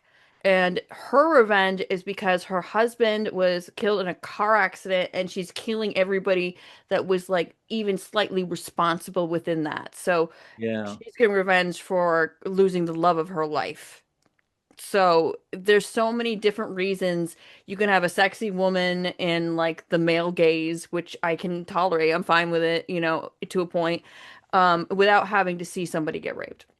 Yeah. I mean, I don't care if it man or woman, Yeah. either side. I mean, there's a movie called Ricochet with Denzel Washington where they Oh yeah. drugged him and he's laying there getting raped.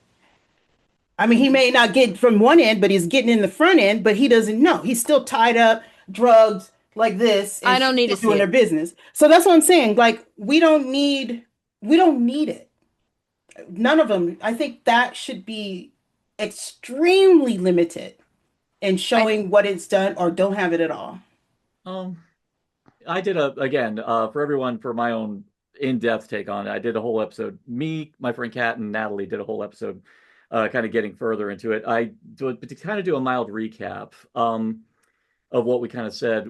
The To me, a lot of it really does come down to A, execution, B, the lens of the person telling the story. I'd say I've said it before and I'll say it again. To me, I think Coralie Farger's Revenge is the mic drop. I think to me that was like the ultimate go to bed, you're done, rape revenge subgenre. I don't think anything else is, in my opinion, has topped the way she pulled it off on a visual level, but also on a thematic level, because she was talking about power dynamics and the way they were shifting throughout the movie. And even the initial rape scene, she does fast to hit the point home, does not fetishize it in any shape, way, or form. She does not make it. See, that's my other thing I always tell people. Like, if you're going to do it, do not do it in a way that makes it look fetishistic or exploitative. And that's Because hard to the do. problem is right now with this political climate the way it is, with unfortunately people in power advocating rape, Oh, because our president's a pedophile, oh, so absolutely. like, Unfortunately, in my right now, I'm sad to say we need to remind people why it's a horrible thing, but what in order to make it so, it needs to be done from the lens of people who can convey it in a way to show how horrific it is. And in fact, I also think uh, we need to see different dynamics of it that aren't regularly portrayed. In fact, when we did that episode, one thing we left it on a note on is that one thing we actually don't see too many times. Honestly, the ratio of how many times we see violence against women versus violence against men is actually insanely lopsided.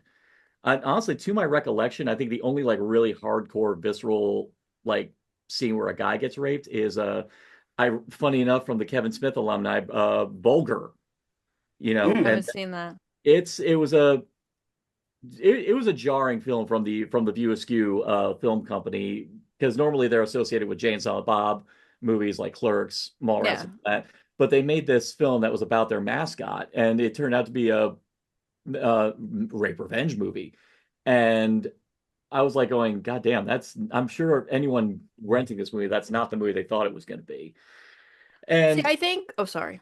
yeah, but personally, I think the problem is the reason why it's a lot of guys they don't think that there's anything wrong with it because the violence isn't happening to them. They don't understand how horrible it is. And the problem is we don't have that many movies that actually show why it's a horrible thing. So I think what we really need to do is find a way to communicate it in a way to show that, yes, this is a fucking horrible thing. And so we have to convey it in a way that's not entertaining, that hits home. This is why it's a horrible fucking thing. So I think the See, key is pure and simple. And you're right, Ivory, is that a 15-minute, if you're gonna a 15-minute scene like that, I mean, inevitably that just becomes completely gratuitous. Yeah, especially from, like you said, from a guy's perspective. It's like, I why mean, is it's turning the film into soft porn.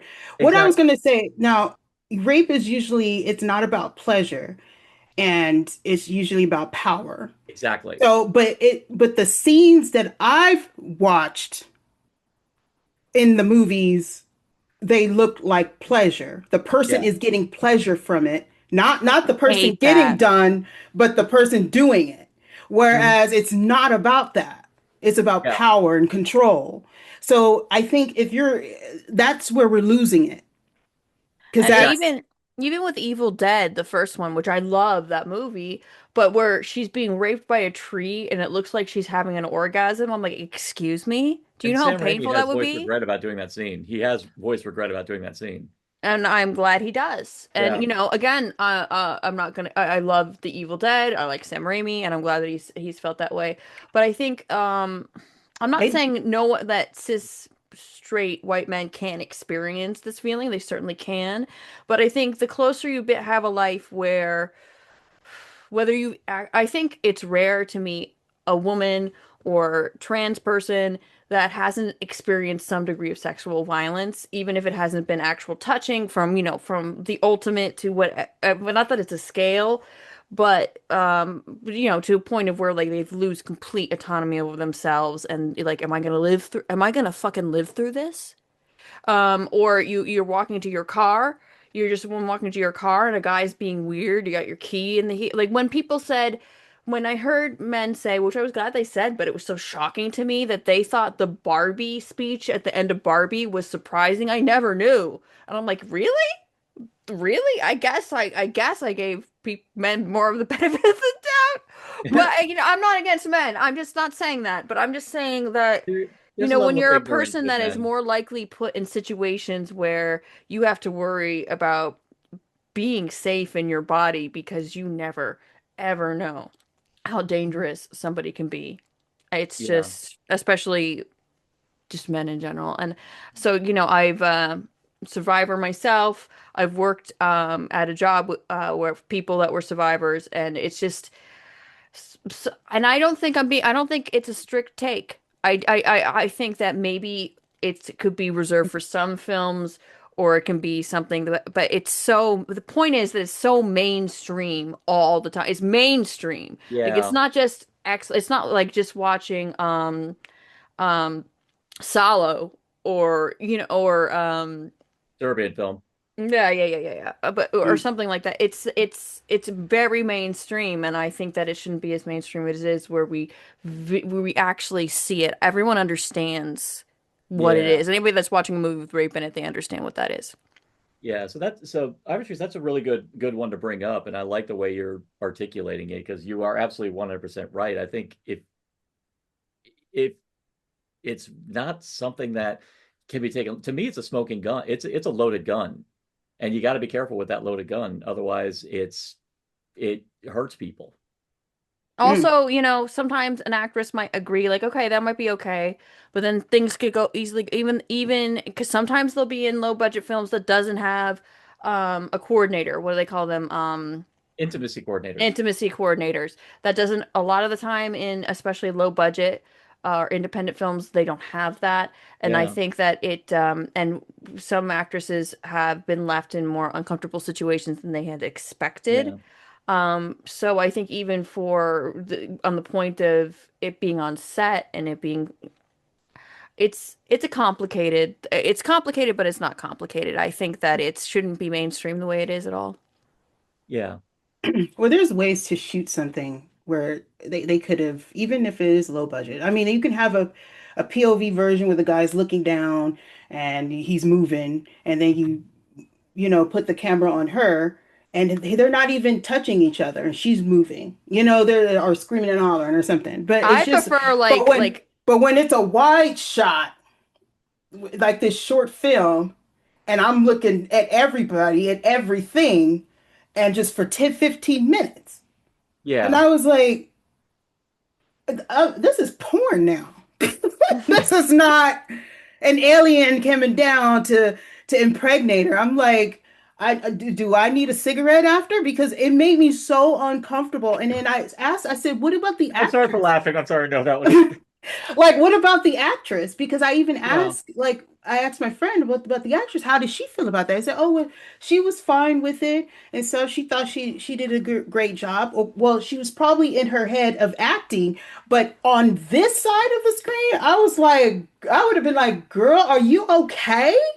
Because, ugh, Yeah. that's why I could not review it. I was like, Yeah. all oh my I God. need is you know, for most part, someone looks scared and they're in a room, a guy or whoever, usually a man, I'm sorry, it's just the way things are, closes the door, we know what happens. Like it can be that easy, Yeah. that I'm Yeah, a easy. big I've seen movies like that too. yeah, But I'm a see, big as fan of a oh, go ahead, go suggestion. ahead. Suggestion's good. Yeah, Like, yeah. as a person who lost their childhood innocence, it is such a terrible thing. It's such a terrible thing. And I've never been right ever since. And that happened, 40 years ago. Well, almost 40 years ago, but yet I'm still taking, I still get depressed, PTSD. I'm taking pills and seeing a Nightmares, endless therapist. Yeah, nightmares. and a psychiatrist. And it ain't nothing, it's just a life thing I have to do. And that happened when I was, 7 years old. And so it stays with you forever. So when I'm watching it, I don't need to see that. We don't need it for a man or a woman or whatever you want to be. It could be implied. And I'm tired of not just horror movies, just movies, period, using Mhm. that as this is the ultimate thing that's going to happen to you for you to start. I need to go get revenge now and kill everybody. I mean, I've seen that. It's like, can the person just be crazy? Just to be, I mean, unless you're doing a documentary with, Jeffrey Dahmer or something like that, where it's their basis of who these people are. But if it's just a movie that is just gonna, killer slashing or whatever, do we need somebody's legs in the air for that damn long? Like that it's like I'm out of it now. That's Yeah. disgusting. It's not I'd even rather see a character like you're saying, like that's great. Like we see how they live in their home, right? Whether it's a woman or whoever, how they live in their home, and that we could see, like when we see all the notebooks in Seven of how yeah, dark his yeah. thoughts are, so we get the sense of how dark they are, and then something simple happens in public, right? And they lose it, and then it becomes a mission for them to just kill. Seven was a Yeah. great example when he was sitting there screaming and hollering, and he had that big thing tied on him, and he was like, "Hell, get it off!" And you see the lady just dead in the bed. You Mhm. got it. No, you know exactly what happened. Yeah. And it was Well, no. graphic at the same Yeah, time. So Yeah. you don't lose edge. that was horrid. And he was tripping out. I would have been tripping. Yeah. Oh, He was like, he he's had not a going to gun be in the my same mouth. He ever had a gun again. in my mouth, and he was like, "Oh my God, that was the best acting I ever seen." But man, you felt that. Yeah. He's he made Yeah, me fuck her. Yeah. Like he's traumatized. Like and yeah, it's a graphic scene too without having to see anybody sexually assaulted. yeah, yeah, Yes. Exactly. and yeah, Yeah. I mean, also the interesting thing about this particular take, Ivory is that it's a take that, in my opinion, shouldn't be considered a hot take, but unfortunately, because of the cinematic landscape, it is. Hmm. And I'm with you. I think it's actually kind of sad that there are imbeciles in this world who would actually disagree with you. And I'm like, that's wrong. I'm sorry. I mean, I don't know if I'm wording it correctly, but I think, you're 100% right that frankly, we need to be a lot more disciplined about how we do those kind of scenes, or if at all, or even it necessary. I So, mean, I feel like there's always going to be some type of sex scene in a horror movie because oh yeah, that's just what it is. But when it comes down to aggressively taking it from someone, man, woman, or whatever you want to be, then wait, let's figure this out. Let's figure out how we want to shoot this so we're not, so it's a very sensitive thing because it's the Yeah. most realistic thing in a movie. Obviously, Mhm. there's nobody in a hockey mask. It's going to be like this. There's nobody in like that. You know what I mean? And running Yeah. around like I mean, scream. You know what I'm saying? But somebody with getting something taken from them in real life is happening probably right now to somebody else. We right now. It's happening to a exactly. million people at least right Yeah, now. Yeah, I'm not exactly. joking. Yeah, yeah.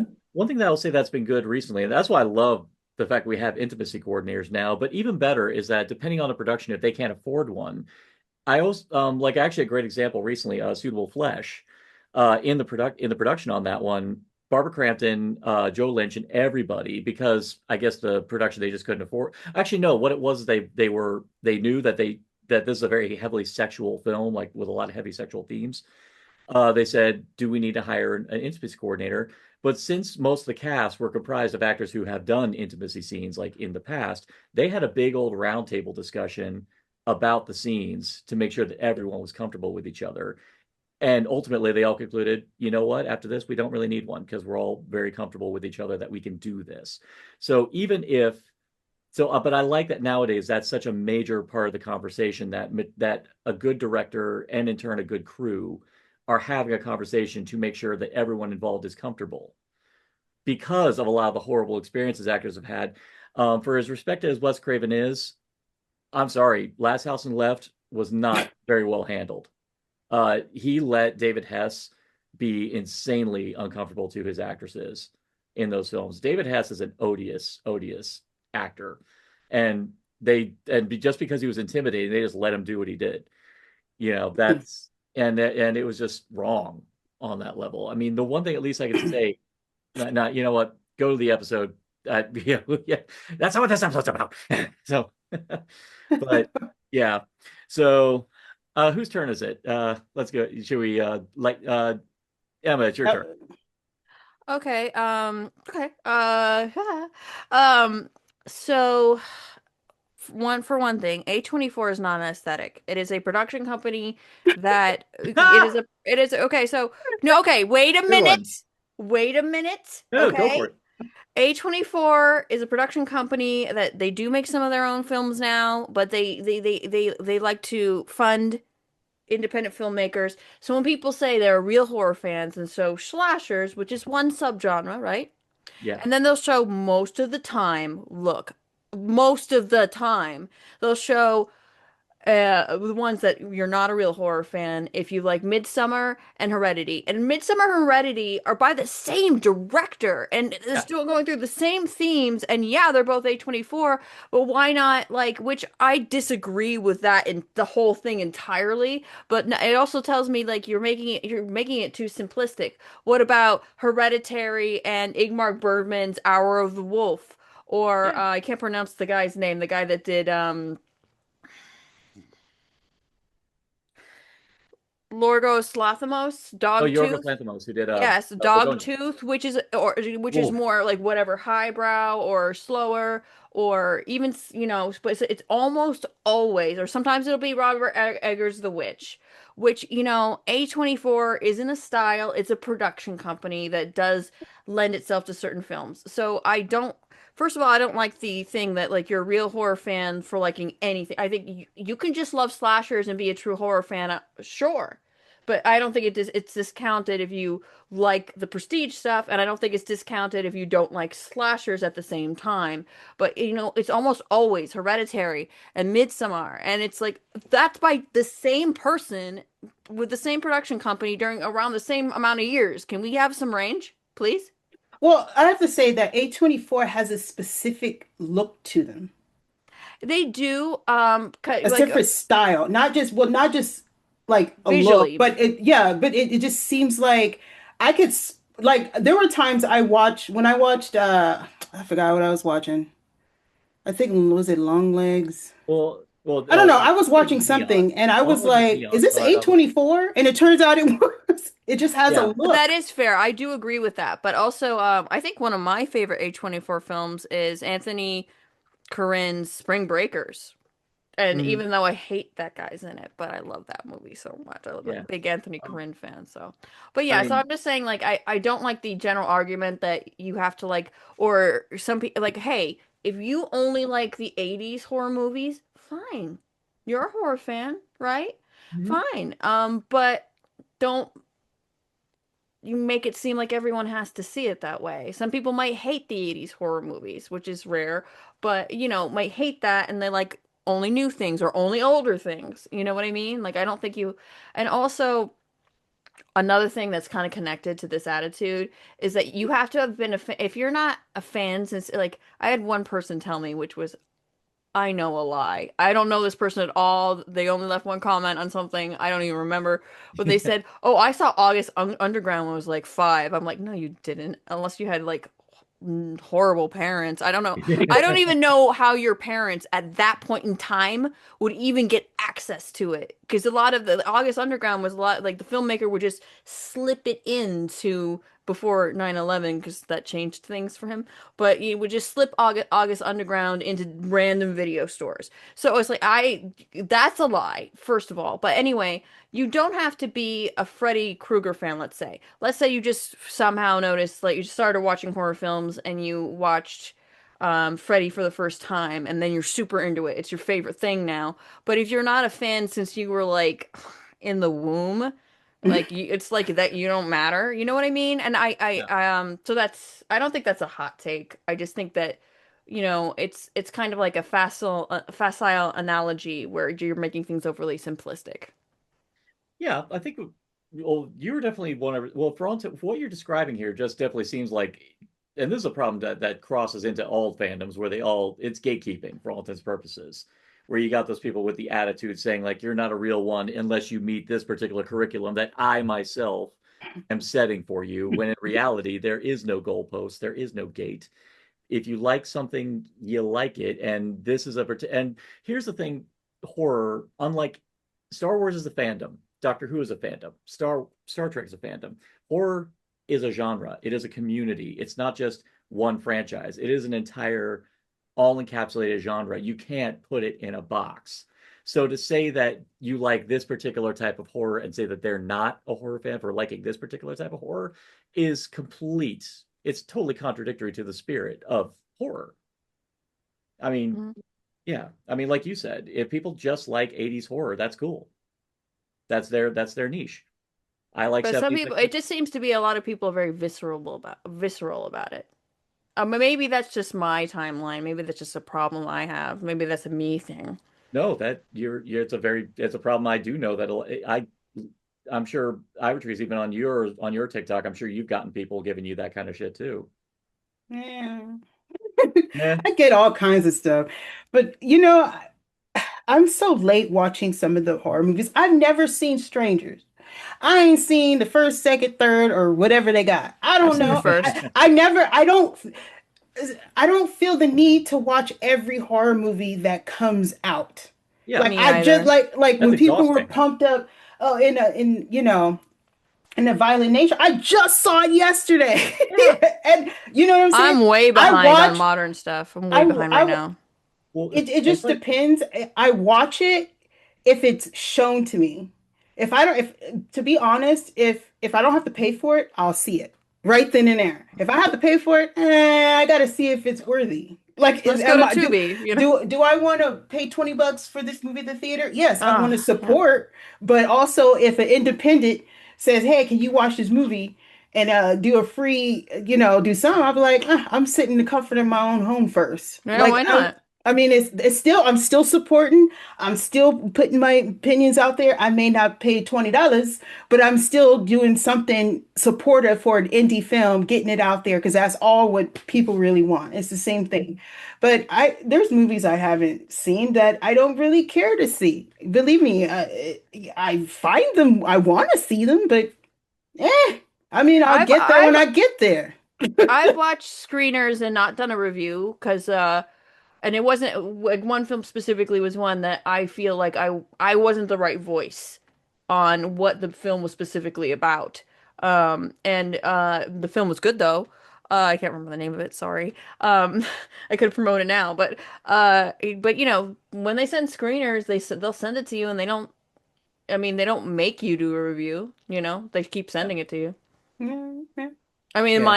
I haven't done it a lot, but in my experience with Pixar and Rose Caption and all those ones that are pretty, I really send it to everybody because I'm like I don't have a big following, so like they must be sending it to everybody, you know?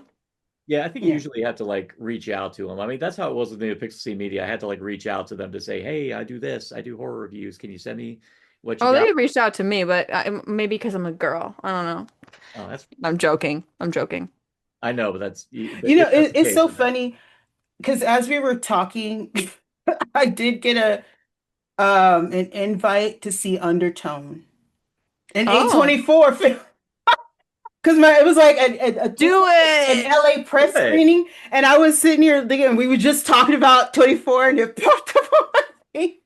And I Do was, it, but see, baby. Yeah. it's on Thursday at 2 p.m. and I work, so Yeah. that's out of it. I can't. Yeah. I work at that time, and I can't get it off. But anyway, I live in New But ultimately, Hampshire. Like I have to wait till the film festival in Portsmouth once a year. So, you know, there's ultimately, that. we all have our own. Actually, the great conclusion we can lead from this to kind of feed into what you were saying, Emma, is that we all have our own relative experiences in terms of what we watch, when we're able to watch them, and most importantly, do we have the desire to watch them? I can name so many movies that I tried watching, and then I realized, I'm just not in the right headspace to watch it right now. And then I go back, I step away from it, then I come back later. It's like, okay, I'm glad I waited to watch it now. And it doesn't hmm make, but for you all, for everybody, it doesn't make you less of a horror fan. It just means that you would rather enjoy something when you feel you're in the right place to enjoy it. And yeah. Sometimes people feel pressured, because yeah, then, when a movie comes out, everybody got, oh my God, they got to do their reaction for it. They got to talk about it. And everybody yeah, is trying to get the whatever rhythm or whatever it is, and I'll sit there and watch everybody do it. And I'm sitting there like, I just ain't feeling it. And yeah, there was one movie everybody was talking about, and I didn't even talk about it or do anything about it because it was so oversaturated with everyone talking about it that I just feel like there was no point of my opinion won't be different than anyone else's. hmm, So why should I yeah, even bother? Well, I think you could say I'm the big like because you know John Carpenter feels there should only be one Halloween movie, because the point of Michael Myers is that he's just pure evil.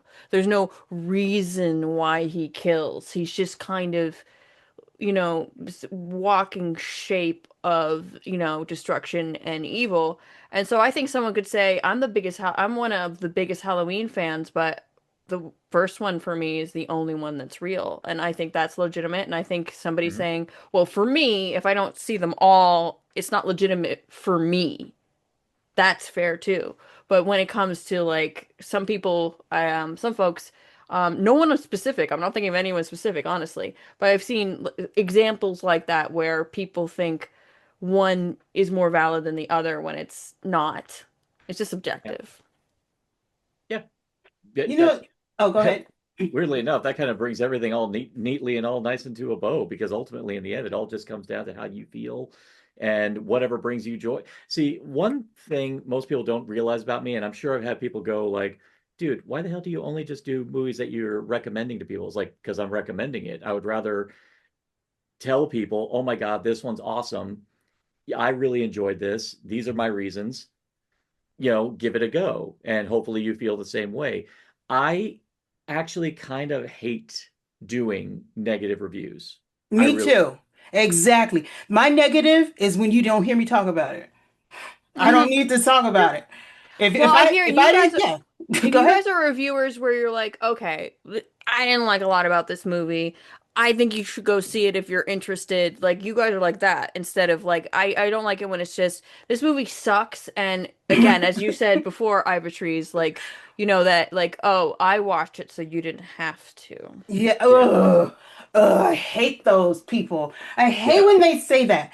But anyway, but the thing is, if I watch a movie and it doesn't hit three things, I will not review it.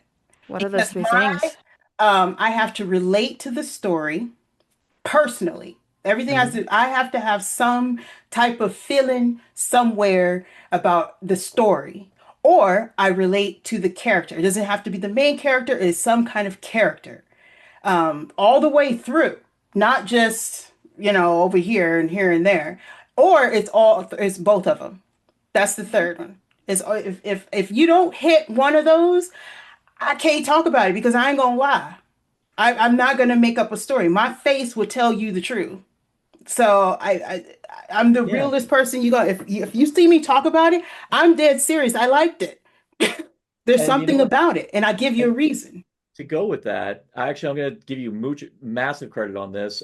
Part of the reason why in lieu of the controversial nature of the director, part of the reason why I actually wanted to jump on Luc Besson's Dracula was that I saw your reaction to it. Oh, You had this beautiful, You did. very affecting response to that film that made me go, I need to watch this movie. And I saw so many other people say it sucked, but I know because you get to know your reviewers and who you like, and I'm like, well, seeing how you emotional you were about it, it's on the top of my list to watch. And I enjoyed the shit out of it because I had fun with it. Because Dracula movies can be gothic, they can be brooding, they can be serious. It's actually seldom I encounter that a Dracula movie is fun. And I had fun with that movie. the, But even then, I felt I the don't know, emotion Love that you Bites and Death by Temptation are fun. well, yeah. Oh no, those are great, but they're not Dracula movies. Like we're talking straight Dracula. Oh, this Dracula. You Yeah, know, Dracula. I would see little clips here and there on TikTok because they were showing it in other places at film festivals and stuff like that. So when I got an email say, "Hey, do you want to check this out?" I was super excited. So when I watched it beginning, middle, and end, and I realized where people were going to be like, I'm going to compare it to Bram Stoker's Dracula, Yeah, and I knew that was going to happen. But I was like, no, those are two different perspectives. We're finally getting to see the love he had for Elizabeth or Amina. yeah, We're seeing this. Why does he love her? Why did he wait and cross yeah, oceans? We get to see that. Where yeah, on this one, it was kind of like we're there. Like, like you just seem like he just trying to take her because she looked like his ex girl husband wife or whatever. yeah, And it It was just her in like, a different, she was reborn. It yeah, was her, but yeah. it just yeah. Whereas seemed like he was just this predator, and then he turned to a wolf. I mean, it was all kind I of love things. the wolf No, thing. I no, love no. it. I love Bram Stoker's Dracula, but they were going two different ways. And let me tell you, that reaction I had, it wasn't because I didn't even get a chance to like really explain. I couldn't even talk, but it wasn't because it was sad. It was it was how he reacted when he finally got to get to see yeah, her again. When he was like he yeah, finally breathed, like he finally, and then it was like, okay, where's this going? Like, because obviously Bram Stoker's Dracula, you know where it's going. But oh no, when he turned and saw her hmm coming, and then you could see the switching, yeah. That was and then great. Yeah, I love that the ending. little bit, he's such a great actor. I saw tears running down, but he kept his composure. He wanted to take her, but he was so respectful. He was so charming because that was who he was. He Yeah, was all those things for her. But I think what took the cake for me that just break me down is the beginning where they were just playing together. The yeah, roses, the cake, the food. You can see to be loved is to be seen. And he saw her and she saw him as who there was, her doing this and then in the clothes. I mean, they were just free to just be loved. And I think that what took me Mhm. because we all want that kind of love to be seen of who you are. And that is it. And he tried his best and he wanted to make sure he get her to remember, and he was just 400 years. Man, I want somebody to think of me like it was just so much love. And And then when he had the chance to have her and realize that I'm not gonna spoil anything, Yeah, Emma, yeah. but there was a scene, you gotta pay attention, Emma. I don't know if you saw it, where she Oh, I said, saw. I um, haven't seen it.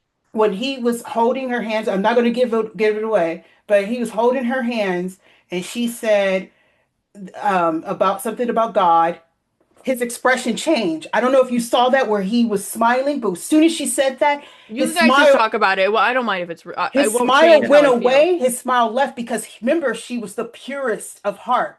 But see, she changed because obviously he knew that it was a resurrection of of Elizabetha, but it was still another woman. So I think he had to realize what he had to do to let it go. Like that, Mhm. if you saw that expression, I was like, oh my, Yeah. I wanted him to win. So, Oh, yeah. No, my I God. agree. No, that was actually, and Emma, that was actually the major thing about this movie that Yeah, works so well for me is that I got so emotionally invested in Dracula's journey yeah. in this iteration of it that I was the same. I wanted him to win because frankly, we saw his journey and you just didn't get that in the Coppola film. Yeah. But again, and actually, it was literally I saw your response to it that immediately, and Pixel C Media came to me saying they had the screener. It's like, oh, can I watch that? Because I knew you did.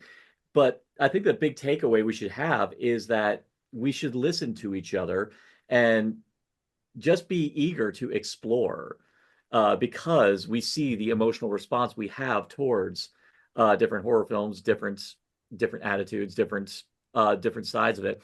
Because it's a big ass pool that we're playing in, and a lot of times the party may be over in another section of that pool right there, and you just got to be eager to explore a lot more, and you got to listen to people. Well, it could be also I was on my period at the time. So I was very emotional at the Hey, time. My hormones were going crazy, but man, Emma, that movie, that It'll I be my know I next was trying watch. to It's gonna be my that next was watch. 20 minutes. I cried for 20 minutes. So right when I press record, that was when I finished the movie 20 minutes ago, and I still couldn't hold it together. That the Oh, you're love gonna he cry? had for It's her. my next watch. Officially my okay. next watch. But you know what?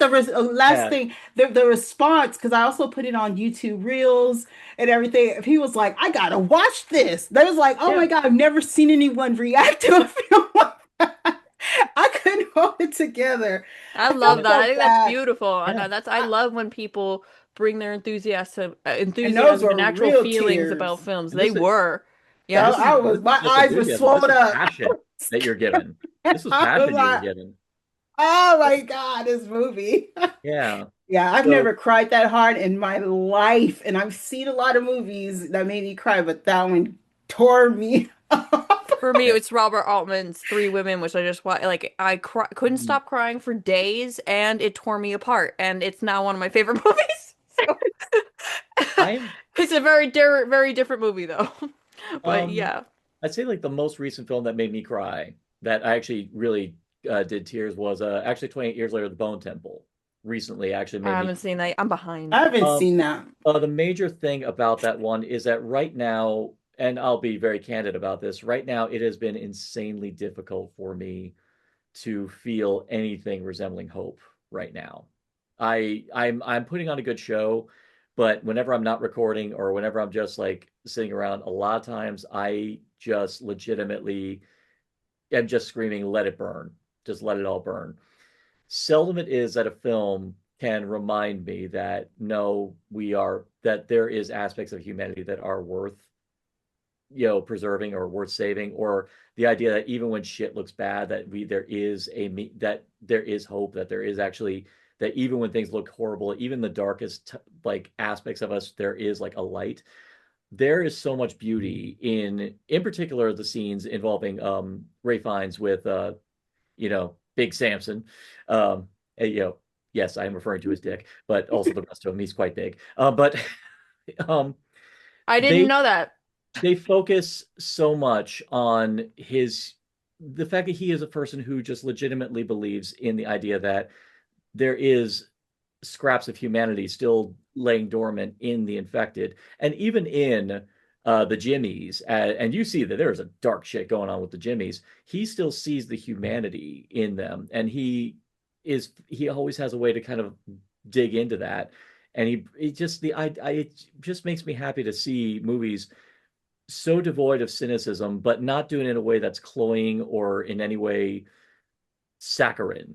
Like there's a level of sincerity that feels real. And I got overcome with just the idea that no, if a movie can still make me feel like good tears, like actually like full of hope, that's a good thing for me. So, when a movie has like the fact that a movie still had that response for me is like that's I don't know where I'm going with this, but to me that's a big deal when a movie makes me feel like that. And that's the kind of thing I try to convey to other people. I don't know where this is going, but I don't know. No, no, I get what you're saying. I mean, Yeah. there's some movies that, that we've had our discussions where it just Yeah. hit you in a way where it just get all the spots in your Yeah. mind and your soul. Well, you and I have And had epic discussions about Smile as well. yeah, yeah, Smile, Black Phone, even Dolls. I mean, this is about Yeah. a movie about Oh some yeah, killer dolls, but there's more to that There's so that much we going on in even Dolls that people give credit. yeah, like that we even broke down. But I have to say, like, I since I've been watching movies, horror movies, and looking at them in a different lens, I realized that my life was screwed up, and I needed help well, because I realize that when I watch, which my life is happy and fine now, but when I watch things where like just like normal movies where there's happy families, I'm like, some people have that, so Yeah. you know. Actually, But I I but mean, I'm fine. I have a great life. I have a great family. but It's that about makes sense, like because when it becomes happy families and stuff like that, those movies are supposed to give you that warm feeling. no, it's When not a warm feeling. It's like, oh, some yeah, well, people. warm feeling of okay, not that maybe wrong words, but like I was like a like, I romantic comedy or a feel-good family film or something like that. It's like, oh my God, she finally met him or they finally got the kids or something.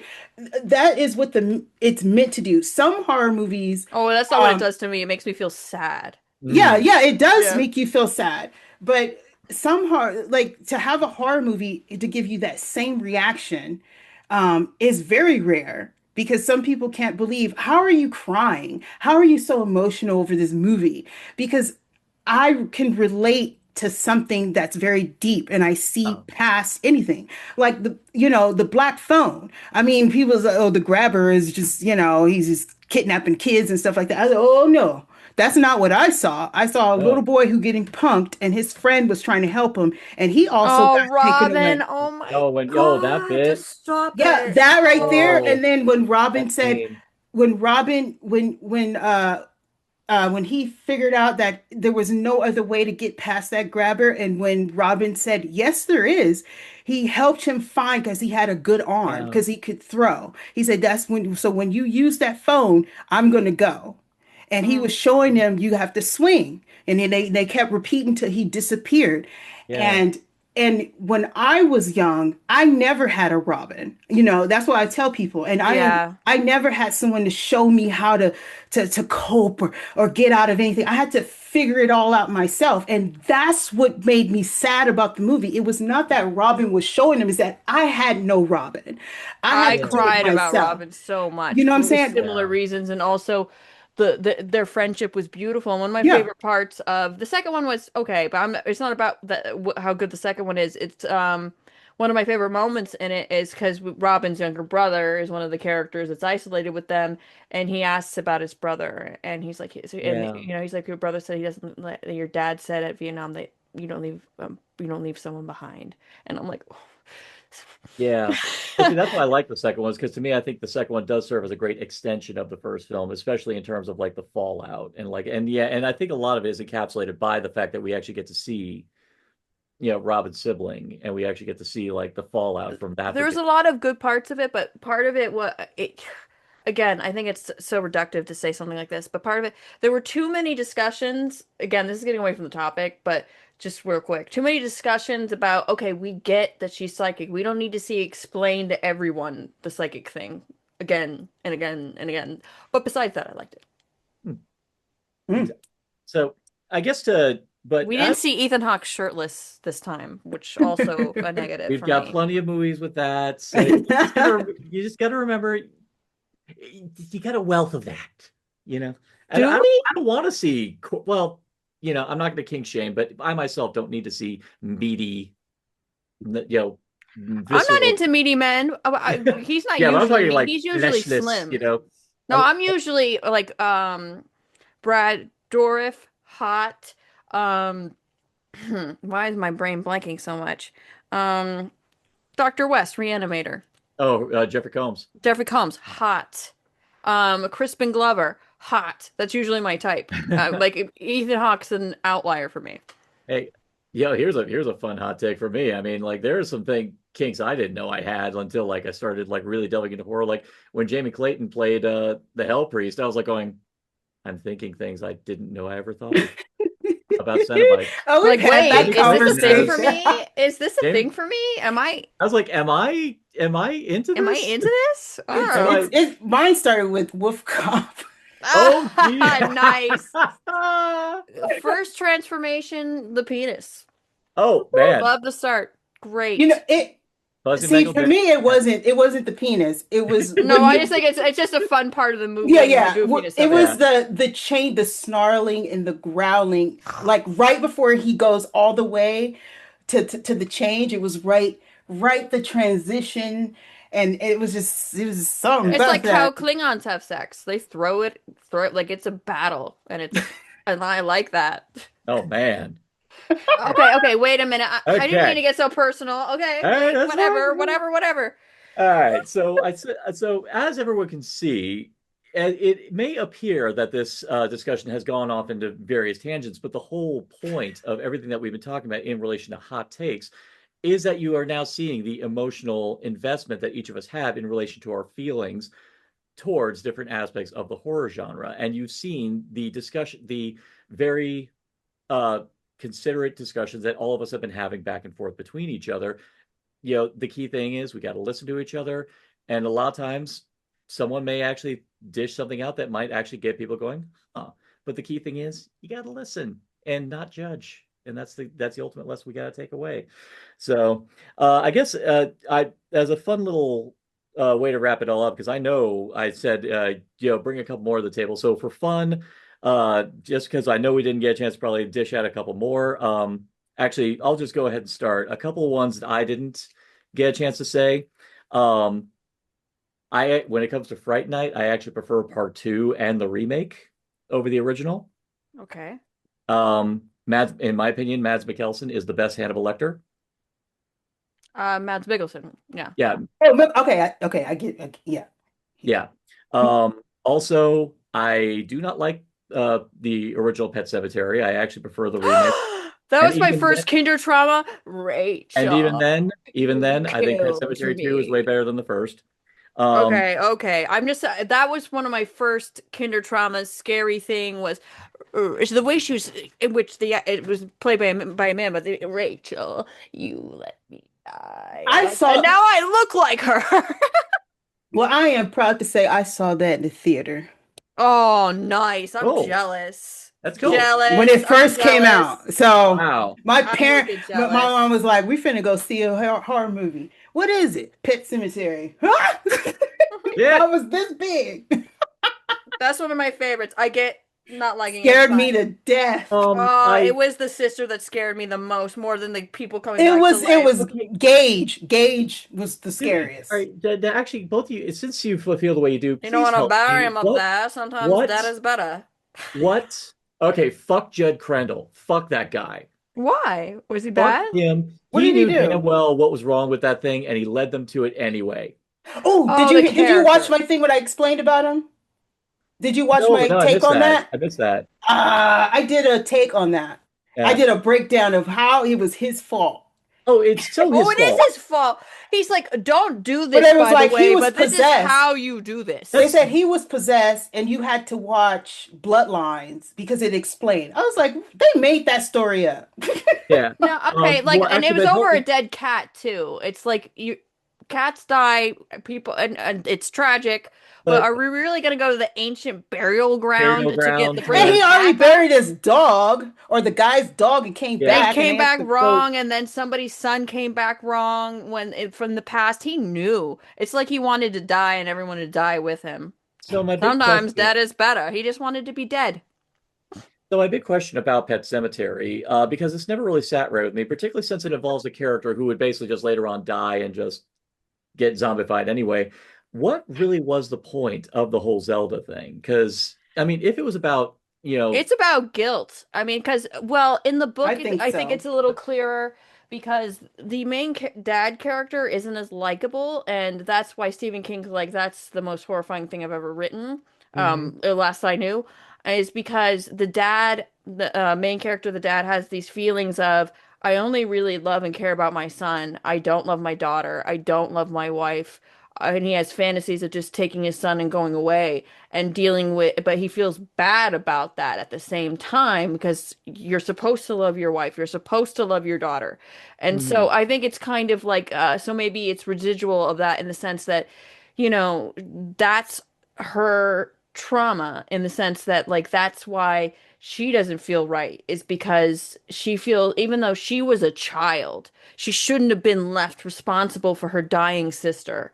She always feels guilty. And is Rachel actually, not Rachel is the name of her, is her sister Zelda actually there, or is it guilt? I mean, I think it's a combination of both for me. So Well, I think, so maybe there wasn't exactly a point, but I mean, it's awesome anyway. So yeah, I just feel like there wasn't. Now, to me, honestly, if kind of like she was the one who was kind of like played heavily with the climax, and I feel like it didn't because what happens to her in the story. I I think feel it's like the ancient burial ground. It brings stuff back up, even if you don't, especially if you touch it, bad yeah, things happen. I don't know. I had a hard time making the connection as to like why are we exploring this in a character that's just going to end up dying and all that stuff, especially when it doesn't really seem to affect the husband in any way. I kind of feel like it would have. It affected the confusion and disconnect between the two of them, which didn't help the outcome of everything. Okay, that's a good point. That's a good. Oh, That's also her fear because she never really talked about death and dying to her daughter. And Like, that's another reason yeah, she because never she's, wanted to talk about it. And then finally she did, and it kind of set her free. And then remember they gave him he gave her a big hug, but yeah. it was something she always didn't want because there were times where they were talking at the pet cemetery and she just didn't want no one him to talk to her daughter about it, Judd or something, when they were standing in Yeah. there just like, no, leave it. And the dad was like, well, she gonna have to learn sometime because I'm a doctor too. And then she just didn't want to have anything to do with that. and she also foretold things like you engage are gonna die Yeah. too, just like you let me die. So, I think it's just in connection of spooky stuff is happening, which is not a big explanation, but yeah. So, yeah, it doesn't have as strong of a point, but I think it fits within the story personally. Yeah. But I think, oh, go ahead. No, I was gonna say, I mean, I think probably the reason why the second one actually landed a little bit more with me because honestly, I think it was a tighter story that I actually liked the whole emotional through line with Edward Furlong's character in relation to the fact that he just never got a chance to really come to terms with his mom's death and his dad being the distant person that he is was obviously not someone who was able to communicate. I'm always a big fan of how people have a hard time coping with death to the point where they feel like the kind of like what they did recently with the Boogeyman, the Sophie Thatcher one, where the father thought that the best thing to do was just move on and not talk about it. And I liked that the second Pet Cemetery focused a lot on that aspect. So, but actually no, that thank you for actually clarifying that. That does actually make a world of sense. I think the reason why I did like the remake a little bit more is because I feel like it because they did what they did where they swapped it where the daughter was the one who ends up getting corpseified and resurrected. I I kind of just thought they were different. I mean, generally, I think the first Pet Cemetery is a better movie, but I don't really compare that's how I do it. I don't really compare the yeah. two. And Oh so I yeah. see, so someone can favor it over the other, sure. I mean, they're I different to feel like me. they were more like zombies in part in The the reboot. remake. Yeah, yeah. Yeah. I was like, I like that it was like Judd when he not Judd Gage when he came back. It was like scary. you know, and then just like killing and just like you don't It's know more what they are. unknown. It became like sour and you know, bury Yeah. your own and just creepiness about it. But when they were like zombies, she in the house. I mean, I was like, and they come into the window tapping on it. I was like, oh Lord, it just took me out of it. Like, For me, for a little kid, seeing your own family turning into doing that, I was like, I don't know, that would make me shit my pants. But then again, I was terrified of my mom anyway, so yeah, that helped. So again, that's me projecting my own personal trauma relating to my parents. So I think that might do it. So all right, but those are some of my other little hot takes. The only other one I have is that I think Day of the Dead is the best of the Romero trilogy, but that's not that hot. I know a lot of people feel that way. Anyway, Ivory, your turn. Any other ones that you want to throw into the mix just for giggles? we need to stop with the remakes, reboots, revamps, re everything. I'm tired. Like, why are we having another Mist? Do we need another Mist? We had a TV show, we had the other Mist, and what else? And he said he's going to um make it his own or do something else crazy. What craziness can you do with a man sitting out in his car, then blew everybody away? 3 minutes later, help come. Like, what? How else can you make that Well, more that was what tragic? Darabont did. That was what Darabont But did. but That I'm was saying something how what King else said. could beat that? That is the most tragic thing you could do. So what else tragic can you make that? I mean, what else? What is a pregnant lady and she blow herself away? I mean, I don't understand. Like I'm tired. Like we got Faces of Death. Those were terrible. We got Ugh. I mean, we got the Mummy. We're getting another Mummy, but it's a little girl. Now we're getting Silent Night, Deadly Night, another Hey, that Wolfman, was Toxic fantastic. Avenger. Skyline Deadly Night was But awesome. it's like we're doing. I'm not saying that they're bad or good. I'm just saying what? Why are we keep doing the same movies? You know, another Faculty is coming, another Resident Evil is coming, another Witchboard is coming. I mean, there's so many avenues that we haven't even crossed because of fear that it won't do bad. I mean, that it won't do good. But we're doing the same. I was like, why? I don't. It's like we don't need Well, one to of the do. only best, well, it's not a remake, it's a sequel. Like one of the best sequels I've ever seen is Flanagan's Dr. Sleep. Ouija, Origin of Ouija, Evil. Origin of Evil. Yeah. I think that's a great sequel. I've seen that. Yeah. I mean, for as sequels Well, go. But go I ahead, would sorry. rather have sequels, more sequels than remakes and reboots of the mm, same thing. I get Just that, yeah. move on. If you're gonna make The Mist 2, what happens? Because them creatures are still out there. The mist is still Or a there. different building altogether, different people, yeah. and they're I was Yeah. going to say experiencing the thank you. That's mist. exactly what I was thinking. I'm like, actually, what would be kind of cool is that we have a paralleling story that's happening at the same time as what's happening in the Darabont. Yes, it's somewhere That'd else, be you know, cool. and I'd how love they that. figured out how did they open the parallel? Like something. There's so many ways. There's so many stories out there. So I just feel like it's lazy. They already have a script. Here, let me tweak this, and there you go. Move on. Yeah. If it does bad, oh well, move on to the next. But that's money wasted. You could have did Well, something else. they just production accountants. They just look at the money. And what was it? I think it was Phil Noble Jr. of Fangoria who actually said, uh, people make these movies because they know that just to leave them dormant is just leaving money lying on the table. In the end, brand recognition is always going to prevail. People are always going to.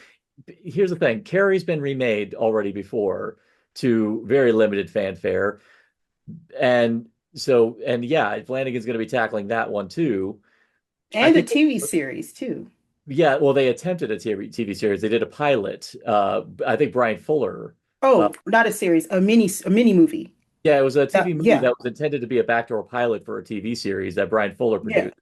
Um, but ultimately, in the end, the thing is going to make that sell is the fact that Mike Flanagan himself has become a brand, and people are going to want to see, oh my God, what's because Mike Flanagan has. That's gonna get me into a whole nother round that I'm not ready to prepare. I'm not prepared for because Uh-oh. Yeah, I'm a Well, what we're was too the fan. late in the latest game for movie that. he did? I don't I can't know, but even though remember. I consider myself, I'm a Flanistan. I Oh don't yeah. like Isn't everything, but that's a whole isn't there that a would take recent a long movie he time. did? The last movie he did was The Life of Chuck, which was utterly gorgeous. But I haven't point even being, seen that one, Oh, but I I'm a oh, heard that was Flanistan. terrible. I Oh, whoever heard said that that, was terrible. I've heard whoever it's said great that, I'm and going to quote David terrible. Lynch. I'm going to say quote David Lynch on that. Anyone who says that that was terrible, they need to fix their heart. They need Yeah. to, yeah, because that Well, movie, he didn't say that about that movie though. huh? He did not say that about that film though.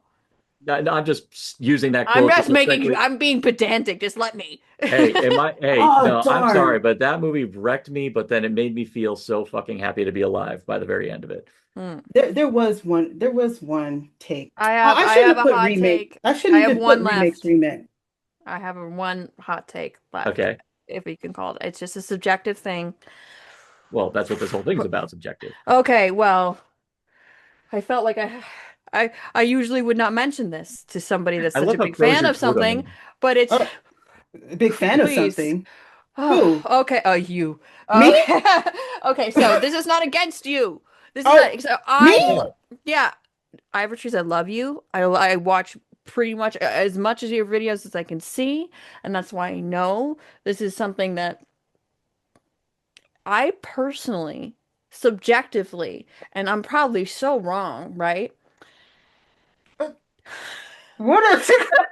Oh no. Oh no, don't keep us in suspense. Oh no, give it. I don't like the Conjuring series, and I think the Warrens existing Oh, takes away from the main story of like the people that are actually being haunted. They don't need to be there. And I know you love the Conjuring so much, and no, wait. I'm just saying who do I know? I'm an idiot. No, no, no, No. no. No. No. I've seen No. all the Conjurings, and I agree at a certain extent. Now, the only one that I like is the first one, the very, very first one. The I other don't ones, care for it, but that's it. You're but done. I get what you're saying. The other ones kind of turned it into a cash grab. And I was kind of it kind of took away from what the original was trying to do. Now, how they are in real life, the story Oh, of I them, don't care about that. that's a That's a different completely different topic. thing. Yeah. Yeah, but I get it. But this is why I like it. It's not Mhm. perfect, but this is why I like it because I looked at the main character, I forgot her name. Oh my God. As Elaine. Or She no. shot Andy Warhol. What's her name? oh my God, Oh, Lily Lily Taylor. Thompson? Lily Taylor. Lily yeah. Taylor. Yeah, but I looked at her as how it was me being tired and didn't want to live anymore. And so when Bathsheba finally got into her, I felt like that negative energy got into me. And when she was underneath the house, it was the last life that she had left. And that's when Lorraine put her hand to help her remember that what is she's living for, that her kids were everything. I looked at that movie as a symbolism of me trying to cope with the life that was given to me. I now as far as the movie, there was some flaws. It was some weird things. It was like, oh, okay, there's some Just spooky for stuff. me, if and it has nothing to do with who the Warrens were personally, I just think it Yeah, just takes away from the main story. It's because, the religious thing a little bit. I don't mind a religion that's not my being in a film. I don't mind that, but it just if they took Ed and Lorraine out of it, it would have bbeen a fantastic movie. That's just my thing. That's all. Subjective opinion. That's all. but then there would be no Conjuring. Yeah, there would. They could still be, but Sheba could still be there. The family's still there, and it could reflect more on Lily's character and how she's feeling disconnected from her children and as Well, a mother. Yeah. yeah, that's true. I mean, if they could have just kept the story just what they were going through in the house, but when it was like, let me reach out to the Lorraines and I mean, not the, what I mean, the The Warrens, Warrens yeah. and stuff like that, then yeah, it kind of gave it a different twist and turn. I get where I you're saying. also don't like that actor. I don't know, for no reason. I don't like that actor for no Oh, Patrick reason. Wilson? Yeah, and he's the nicest. Look, he seems like the nicest guy. He doesn't give off a I think he got bad vibe. too much of him because he's I also in don't the know. Insidious Being too. being a Broadway buff, I can never get enough Patrick Wilson. Okay, that's fair enough. I don't even know that I've he's a loved him Broadway ever since the guy. Full Monty musical. So, and I Oh, well, cannot I don't know that. That's cool. So I it's one cannot of wait for those the Lost things Boys where musical. I dislike him for there's no reason. I don't have a feeling like he's a bad dude and we're gonna find out about it. I don't have that. Just for some reason I'm like, do we need to see his face? Does it I have to think he was happen? overused for Mm. both films because it's I like, why instantly is he in disliked him in Phantom Insidious? of the Opera when he plays Raul. Raul. Yeah, I'm like, ugh. When he fell off that horse in that movie, I felt yes, yes. You know Like I what? felt, I As don't know. as a anti-Raul extremist, I will flat out say It Patrick wasn't just the Wilson. character; Patrick it was Wilson Patrick elevated that Wilson character. himself. I have never liked Raul as a character in the original show. No, they're Patrick awful. Wilson Both shows. elevated that character. And it also Well, helped that he was the only person in the entire cast of that entire fucking movie who could actually sing. The So the only movie, okay, that see, it's not even Aquaman. I liked him in Aquaman. I didn't see Aquaman. Oh, see, I I watch I a like lot of it better things when it's other called than Tiger horror. Shark. When he was in Oh, I do Aquaman, too. I'm not. I'm one Yeah, of those. Like I don't watch a lot yeah. of Marvel movies, but I respect them and I think they're oh, art in their own see, way. I watch horror movies, but I'm the one that would stay up 3 in the morning and get me tickets for Spider-Man, Mm. for I'm gonna do that for Doomsday. I watch all the the Marvel and the DC. I love that for people. That's a I love side, it. that's Yeah. a other side of me, even though I don't have anything. One of these, you know what? Actually, as a fun thing, as a little foreshadowing for the future, it might actually be fun to just do a whole episode where we show the different angles of us outside the realms of horror. That'd be actually kind of fun That would be right there. fun. Yeah, Yeah. I mean, I already kind of did it when I did my epic length discussion of Doctor Who, but it would be fun to like tell people like, oh yeah, by the way, I'm, also like musicals, so that's why. Hey, movie with best man boobs in it, Wrath of Khan, Star Oh Trek yeah, 2. oh yeah, those are that's some And mighty. that is the most lopsided like situationship I've ever seen because Khan cares so much about Captain Kirk and getting revenge, and Captain Kirk's like, yeah, he's just some guy I put on a planet like 15 years ago. It's so funny to me, Yeah. and I love that movie. All right. Sorry, So I can't. oh no, you can start talking about Ricardo Montalban's cleavage. We're never going to stop. So, Oh, he looks great. oh yeah, he does. He And absolutely. that's not even my thing. And the hair, the mullet, more as like a character, I mean. And it's just like Yeah. it's a simple movie, but it's one of those movies that's so simple that it makes it so good. But I'm Absolutely. probably gonna watch Star Trek after this, so Well, I'm going to go I've to I've bed. watched plenty of Star Trek Yeah. they're not for you. and Star Wars. Yeah. Yeah. I watched a lot of that back in the day. Yeah, for me, pretty much at the second I went to the TARDIS, I never left. I've been a Doctor Who fan since then. See the thing with Doctor Who is describing it everything. I'm like, that would be something I love, but I can't get into it. I don't dislike it, but for some reason it doesn't grab me. That's I, totally fine. you know what? I kind of agree with Emma, but there was one episode that kind of had me like, ooh. Link, It was the The oh my Weeping God, Angel. the Weeping Angels. Yeah, that's the That one. that one got me. I'll have to watch it. Was like, Yeah, that one was well, actually, that's always been the one that a lot of people trot out to try to get people into Doctor Who because that one is a legitimately freaky fucking episode. that was Um, freaky. but yeah, that's but again, but the other thing, well, the thing I always say to people is that it's a big investment because it's a 60 plus year legacy. And they've actually been able to maintain the continuity throughout that entire 60 plus years. So I can understand if people are timid to jump in on it because it's a big investment. So I'll just say flat out, if you're going to do it, start with the 2005 with Eccleston, move forward. And then after you're caught up, talk to anyone who's been a longtime fan to go back to the 60s, the 70s, the 80s stuff and go on. But that's a whole other podcast episode I did there. So to bring it all home, as we should, as much as I want to do this all day, because I could with you two, because man, I love you two so much. We love you too. Yeah. Yes. So as a big fun, as we do our customary wrap up, random recommendations. Have you both seen anything new or old that you would love to rave to everybody to say, holy shit, you all got to see it?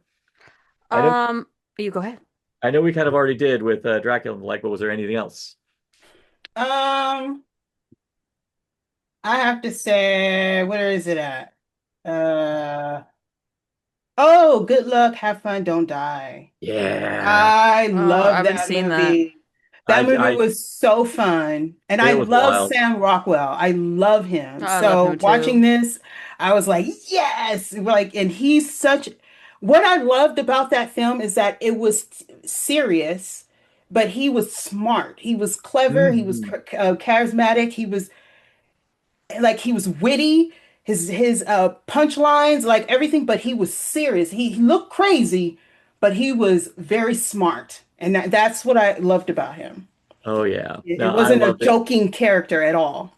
It to me, it had everything everywhere all at once energy, which I really, really liked. Except this one was like, I was so amazed by how a movie could be so dark and have such a like cynical attitude towards the future of humanity. But I loved how even at the tail end of it, there was still a glimmer of hope, which I really appreciated. Yeah, I started to cry. It was I thought it was so well finna go done. down. I was like, no! But you know, it was so scary because I could say it's pretty close to how it is.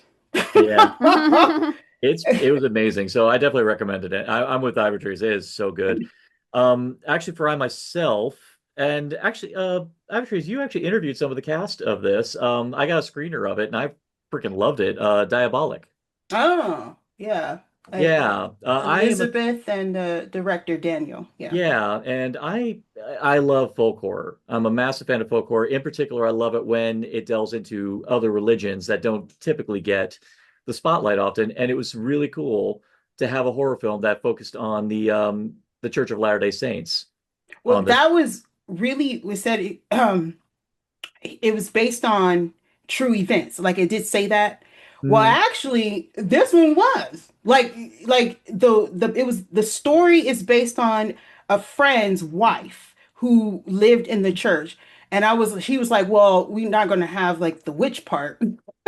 He said, but everything else, the dunking in the water, the saying the prayer, everything you saw beside take out the witch was true. I was like, what? He was yeah, like, yes, that's crazy. that was true. That is what really happened. Yeah, so That's no, wild. I legitimately dug it, and I think it's in limited release now, but I'm pretty sure it'll be on streaming very, very soon. But if you loved yourself some good folk horror and you just like anything that kind of delves into, like, I kind of put it in the same camp as movies like Attachment and The Vigil, because again, I love it when we're using real world religions to folks see horror from a different aspect of it. Because most of the time, problem is. As much as we all love our exorcisms, it's always so focused on Catholicism, and I'm like, I'd rather see the way different religion. See, that's what they were kind of leaning towards with Exodus Believer, but they failed miserably. Was like I was like, oh, cool, we could see like other religions handle it. It's like no, they didn't even get into that. So it's like whereas this one and stuff like Attachment does that, and I really, really dug that. So Emma, what about you? Anything new Well, you want to tell us well, about? this isn't a new film or new to me, but not enough people have seen it. Right. It's called The Disembodied, 1998, and people say I usually don't like to compare it to different artists, but the best way it has thematic and seemingly things that like are the easiest reference is Lynchian, and Hmm. but it doesn't. But it looks like a Henenlotter film, and yeah, it's 1998. I think it's the only film this director's done. William Kirsten. Don't ex so it's a movie like don't expect it to make total sense, but it's fucking rocks. Okay, it's like Oh man, yeah. where's the streaming? I don't know where it's streaming. I know that I have the 4K from I think. Vinegar Syndrome, Oh, if not Severin or Vinegar Syndrome that just came out, which was in it was a collaboration between one of them and Bleeding Skull, and it's so good. And it's Alejandro Jodorowsky's birthday today, and one of my favorite films is Santa Sangre, and that's another one I yeah. don't see enough people. Maybe I want more people to watch that movie, so that's Well, maybe. Disembodied? the Disembodied. It came out, it's a 1998 film. Like No. when I look at the IMDb, like there's no pictures for the actors. You know, that's Oh, Wow. okay. So it says the weirdest woman the earth has ever seen. that probably that. And it says Connie Sprout's a likable young woman with the sad problem of a spore generating deformity on her face, which causes difficulties in her day-to-day life, such as dissolving into a gelatinous mass. And then it kind of goes. So it's weird girl. It's a weird girl movie, and I like that. Hmm. Without, yeah. It says, see the shocking mutilations. See Oh my God. the scientist tracking a female fiend. See the sleazy hotel. See the seedy night clerk. That's I love it. it. That's it. But don't expect it I'm to be seeing potatoes fast. with It's not eyes. slow. It's not slow, but like all exploitation films, when you Deviant, hear that list, psychotic, demented, man. Yes, it's that is my jam. high recommend, and it's but don't expect it to be fast, but it's also not slow. You know what I mean? Oh, It's like a medium pace, despite the fact they're saying, "Oh, all these things." But it's a regular pace film, and it's That's freaky, and I truly love it. 1998. It 1998. it, it is 1998, I clearly. was This is wild. 18. I, Woo, I can't do okay. math. 8, 9. I was 11. Six, Uh, 17. Let's see, no, I'm not gonna tell you when my birthday is, but basically, no, it'd be like 16. My birthday's Valentine's Day. oh, it was? Hmm. Yeah, it was. I Yeah, didn't I see don't. anything. Oh, well, I don't post anything about it, so Oh, well, happy birthday. thank you. I would have said happy birthday. Oh, Um, it's not a secret, but it's not something I advertise No, yeah. for I'm no reason. advertising mine. Do it, I please. I never advertise mine just simply because I say like to me it's like the ultimate getting a medal just for showing up because that's basically what being born is. Uh, Well, hey, no, I'm hey, like, I lived longer than I thought I was going to, so I good. have to say that I Mm, thought I was going to die at 18. I'm I going to didn't be think I'd make it to, 46. to to 39. I didn't think it was gonna. I don't know why, but I'm like, that's not happening. that's So I fair. feel good about it. And again, had bring it all together. That is actually a perspective I never actually took into consideration, and that is kind of the heart and soul of everything we've just tackled today. So, for big finale, go ahead and both of you give us your socials. Where can they find you? Go ahead, Emma. Um, if I'm on a social media platform, website, anything, I'm always Emma of the Impact. There's only one. Absolutely, I concur wholeheartedly. Absolutely. And Ivotres, what about you? Uh, I always hate talking about myself, which is weird. Horror movies and beyond, you could type that in and I come up. YouTube, TikTok, Instagram, You'll put our links Blue, down below, right? Blue Fly. Oh, Yeah. We'll give it absolutely. to No, you. links Yeah, will all of absolutely be that, down horror below. movies, Ivotres. I'm the only one in the world named that. Yeah, You should like get it's a not copyright French or on that name. something. It kind of like if you take the I off and the S, it's I don't know how to speak French, but it's Volt is VOTRE, which means yours or ours in Hmm. French. But it was by accident. It's just both my parents put their names together, Ivory and Teresa. You That's kind of can cool hear though. it. I like And that then because Yeah. I love your Ivo name. Treese. Yeah. I love your Yeah. So name. thank No, you both have awesome name origins. I'm just John. you. I'm Well, a freaking Emma is toilet. is a very . Well, no, the second you tell me that you're named after Emma Peel, that automatically the coolness factor shot through the roof. Oh, cool. Oh I no, my have you mom ever? also went into labor with me on Friday the 13th. Yeah, I don't remember it. yeah. Thank God. Point being, in the end, my parents only did it just because they have no imagination whatsoever, not realizing that they saddled me with the name of a president because unfortunately my last name is Adams. So I'm like, Oh, for years I've with had two D's or one? one. I'm not that cool. No. Uh, Oh, Yeah, no, not that kind of Adams. I had to actually like put my middle name whenever I like was doing names in my programs for like whatever show I was in. I always said John Reed Adams because it's not fucking Quincy. Okay? mm. Yeah. So fuck you, I mom and dad, hate for it when having I no get mistook imagination taken for whatsoever. an old president or old dude. Yeah, not even one of the good Exactly. ones either. You know? Not even a good one. Is there Then a good again, yeah, one? name a good one, No. but I mean, Well, I mean, some better than others. some better than the, yeah, I mean, if we can go there. I mean that's like saying, yeah, that was Basically, a being the president of the United States, especially as time has gone on, you have to become a war criminal. I'm sorry. It's like, well, I think South Park said it best. Is like, the two kind of people who, unfortunately, the only kind of options you have when you're electing a president is either a giant douche or a turd sandwich. yeah. Yeah, it's like, and unfortunately, those are your only options that you usually tend to be stuck with. You know, Mhm. yeah, and unfortunately, they have been consistently right ever since they did that episode. And that episode was airing during the John Kerry George W. Bush election, and sadly, that episode still rings true. Oh man, Well, there's a whole I episode. think we got the worst part. Like, did, Oh did yeah, we no, get extra turd on this sandwich? Like, is it like they forgot the bread and it's just a giant I don't even know if turd? I want to call them a turd because turds have value as compost. I see no Yeah, value. that's true. That's true. It's Yeah, like Yeah. sludge. yeah. This is An this This is hot. orange This is like sludge. it's like not even toxic waste because that has some power. It's This like is like some it's rotten like some orange toxic gelatinous waste. like jello that somebody just left out for Gelatinous. years in a warm, hot cabin. I don't Ooh, know. Like jerky ooh. mixed with orange peel slices, you know? It's like that useless tangerine that Santa leaves, or at least the British Santa leaves, you know? Yeah, but it's rotten. Yeah, Like, and then when you bite into it, there's turd in it. yeah, That kind of orange. That's never yeah, happened to me. But Orange yeah. bronzer and a Dollar Tree toupee. All right, everybody. Before we get too further down that rabbit, well, we're all in uh, agreement, so good. we're all in agreement on that. So everyone stay tuned after this. For the month of April, it is mine and Lynn's 15th wedding anniversary, and we are celebrating the month of April with every week tackling the Twilight franchise every week. Happy Ooh. anniversary. Thank you very, very much.